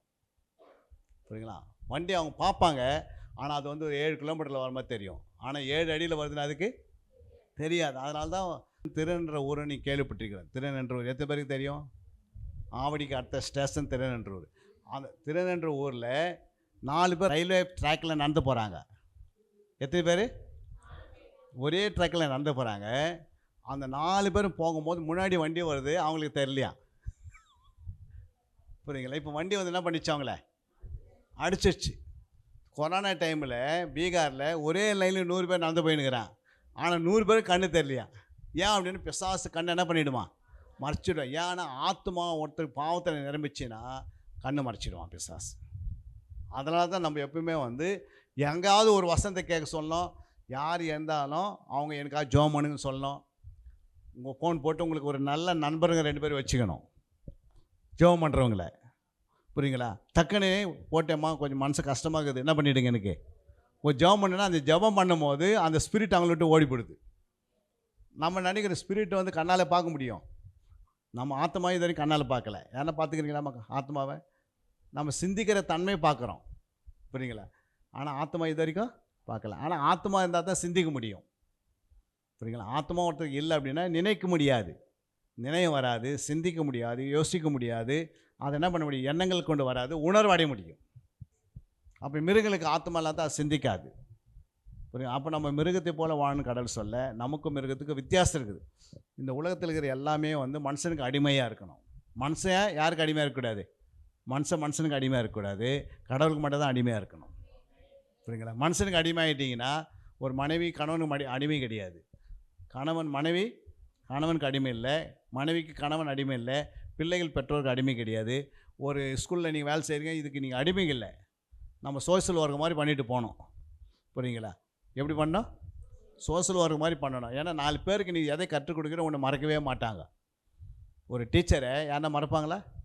மறக்கவே மாட்டாங்க. ஏன் அப்படின்னா அவங்க சொன்னதை அந்த பிள்ளை என்ன பண்ணுது? கடைசி மனசில் நினைக்குது. புரியுங்களா? அப்போ அந்த டீச்சருடைய வேல்யூவேஷன் பெருசு. புரியுங்களா? மேன்மைப்படுத்தப்படுது. புரியுங்களா? கடவுள் அவங்கள வச்சு உயிர் காக்கிறாரு டீச்சர்களை. புரியுங்களா? அவங்க இன்னும் கொஞ்ச நாள் வாழணும். ஏன்னா அவங்க அறிவு புகுத்துக்காக வச்சுருக்கிறார் கடவுள். ஏன்னா மனுஷனுக்கு அறிவில்லாமையின் காலத்தில் ஜனங்கள் சங்காரமாகி கொண்டு இருந்தாங்க. அறிவில்லாத காலத்தில் ஜனங்களுக்கு என்ன தெரியாது, சங்காரமாகினாங்க. கடவுளை அறிய முடியாது அறிவில்லாத நேரத்தில். ஆதிவாசிக்கிட்ட போய் நீங்கள் இயேசு நல்லவன்னு சொன்ன ஏற்றுப்பாங்களா? ஆதிவாசி எத்தனை பேருக்கு தெரியுமா? ஆதிவாசின்னு ஒரு மனுஷன் இருக்கிறாங்க. அந்த மனுஷன் என்ன தெரியாது. நீங்கள் போர்டில் வந்து ஏன்னு எழுதுனா கூட அதுக்கு என்ன பண்ணாது, அவங்களுக்கு தெரியாது. அவங்ககிட்ட போய் இயேசு நல்லவன் சொன்னால் அது ஏற்றுக்குமா? ஏற்றுக்காது. அப்போ கடவுள் என்ன பண்ணார், ஃபஸ்ட்டு நம்ம கூட இந்த உலகத்தில் பிறப்பு நாட்களில் எத்தனோ 1000 வருஷத்துக்கு முன்னாடி ஒரு ஆதிவாசி மாதிரி இருந்தோம். புரியுங்களா? இந்த ஆதிவாசியாக இருக்கிற மனுஷனுக்கு கடவுள் என்ன பண்ணார், ஃபஸ்ட்டு நிறைய ஸ்கூல் ஆரம்பித்து கொடுத்தாரு. புரியுங்களா? அப்போ முதல்ல ஸ்கூல் ஆரம்பிக்கும் போது எப்படி ஆரம்பித்தாங்க, எங்கே தான் ஆரம்பித்தாங்க, யார் வந்து ஆரம்பித்தது, எப்படி பார்த்தீங்க? ஸ்கூல்லாம் எப்படி பார்த்தீங்க? ஒரு 100 வருஷத்துக்கு முன்னாடி ஸ்கூல்லாம் எப்படி இருந்தது? பல வெளிநாடுலேருந்து நிறைய பேர் வந்து என்ன பண்ணாங்க, அதான் வெளிநாடுலேருந்து நிறைய பேர் வந்து ஸ்கூல் ஆரம்பித்தாங்க. புரியுங்களா? அறிவு வருவதற்காக. அறிவு வந்தால் தான் வேதத்தை அறிய முடியும். அறிவு வராத கடவுளை அறிய முடியாது. அப்போ முதல் மனுஷனுக்கு என்ன வேணும், உலக அறிவு வேணும். அப்போ தான் கடவுள் அறிவு கிடைக்கும். நம்ம உலக அறிய நமக்கு பார்த்தீங்கன்னா நிறைய பேருக்கு உலக அறியனால தான் கடவுள் அறிய முடியல. எந்த மனுஷனாவது புரியுங்களா, அவன் உண்மையாக இருந்தால் கல்லை கூட நீங்கள் உண்மையாக வணங்கினீங்க வச்சிங்கன்னா கடவுள் ஒன்று காய்ச்சலிச்சிடுவார். ஆனால் கல்லே நமக்கு என்ன பண்ணுறதில்ல, அது பேசாதனே நம்ம அதுக்கு போய் நிற்போம். ஆனால் அது என்ன பண்ணாது, எதுவும் செய்யாது, நமக்கு தெரியும். ஆனால் எல்லாம் செய்கிறாங்க, நானும் செய்யணுங்கன்னு அப்படின்னு சொல்லிவிடுவாங்க. ஆனால் அந்த கல்லை ஒருத்தர் தேவ பக்தியாக மனசில் பக்தியாக நினச்சி வணங்கினாங்கன்னா அந்த மனுஷனுக்கு கடவுள் காட்சி அளிப்பாரான். புரியுங்களா? ஏன்னா அவங்க கல்லை நம்புகிறாங்கல்ல, அது கடவுள் வெளிப்பட்டுருவார். ஆனால் அதே கல்லை சந்தேகப்பட்டு போனால் உண்மையான தேவனை பார்க்க முடியாது. நான் சொன்னேன், நான் பழனிட்டு புரிஞ்சதெல்லாம் உங்களுக்கு. அப்போ கடவுளை வந்து நீ உன் தாயை கூட கடவுளை நினச்சிட்டு வச்சுக்கா, கடவுள் வெளிப்பட்டுருவார். புரியுங்க? தாய் தானே அப்படின்னு நினச்சிட்டு போயிட்டுனா கடவுள் வெளிப்பட முடியாது. அதனால தான் கடவுள் யாருக்கு வெளிப்படுவார்னா, நீ எதை உண்மையாக விசுவாசிக்கிறாயோ நம்புகிறாயோ அதில் கடவுள் வெளிப்படுவாராம். புரியுங்களா?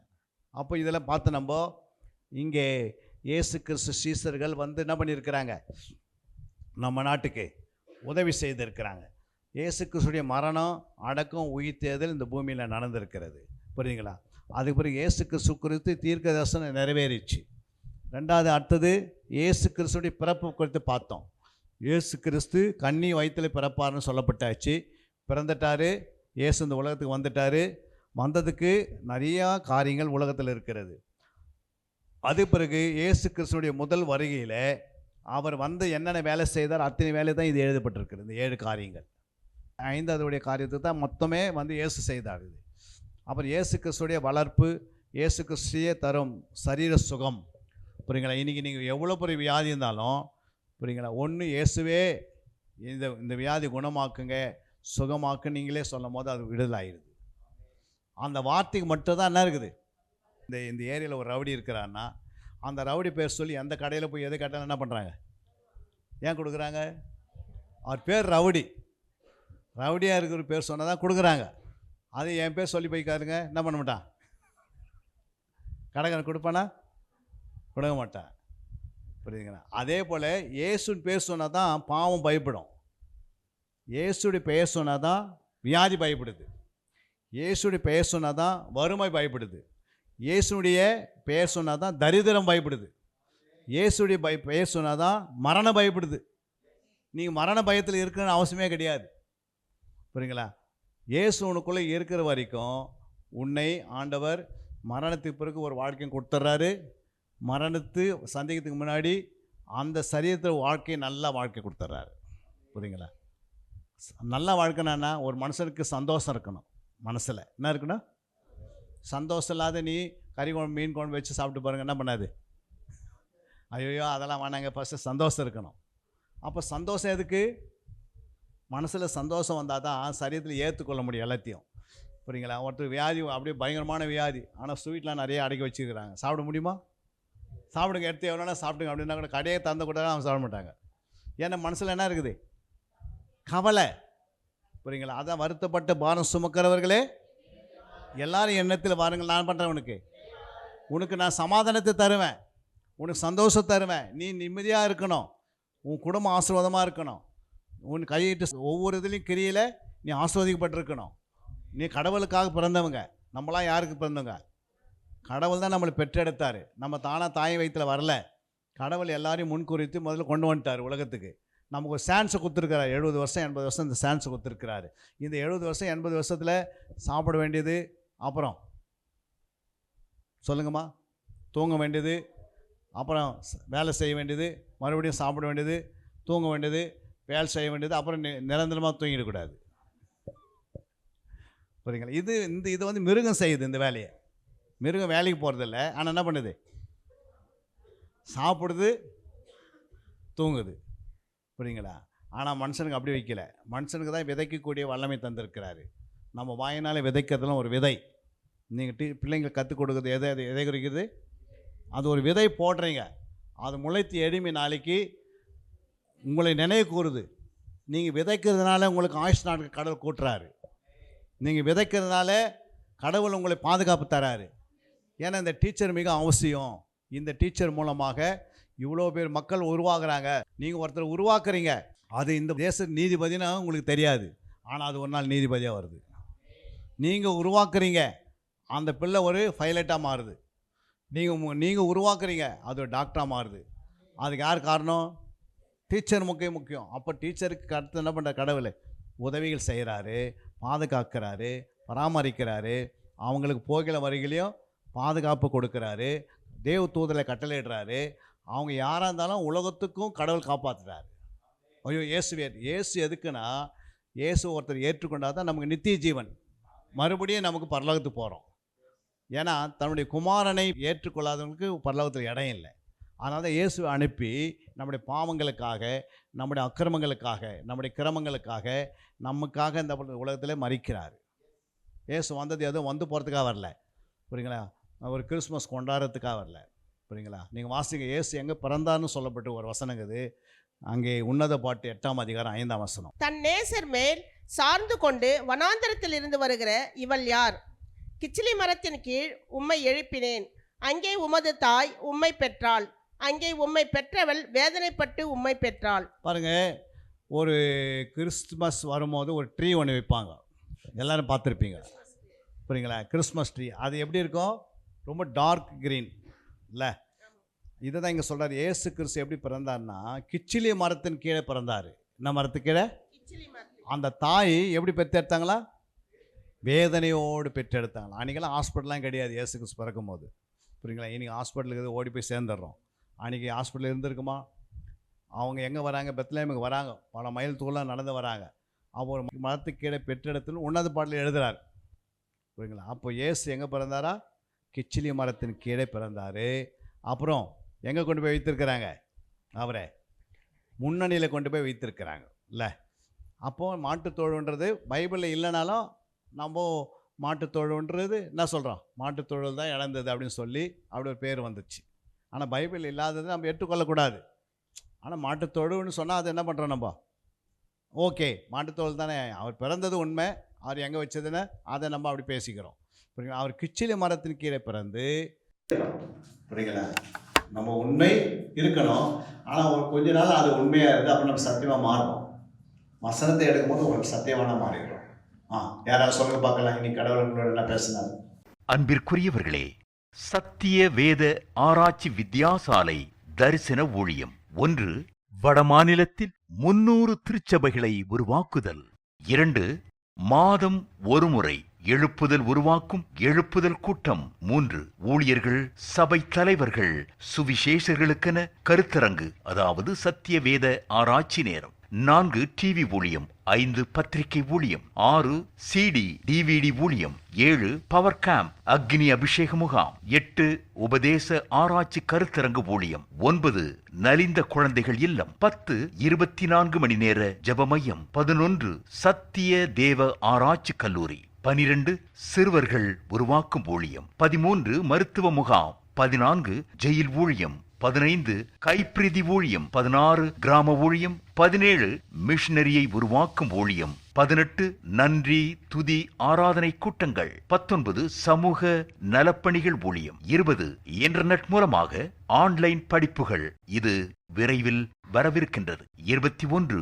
தேவனுடைய வருகைக்கு ஆயத்தப்படுத்துதல். இதனுடைய நோக்கங்கள்: 1 கோடி சீடர்கள் உருவாகுதல், 1 கோடி ஜாமக்காரர்கள் உருவாகுதல், 1 கோடி யுத்த வீரர்கள் உருவாகுதல், 1 கோடி ஊழியர்கள் உருவாகுதல். தரிசனத்தை அவன் கண்டபோது அவர்களுக்கு சுவிசேஷத்தை அறிவிக்கும்படி கர்த்தர் எங்களை அழைத்தார். புறப்பட்டு போக பிரயத்தனம் பண்ணி. அப்போஸ்தலர் நடபடிகள் 16:10.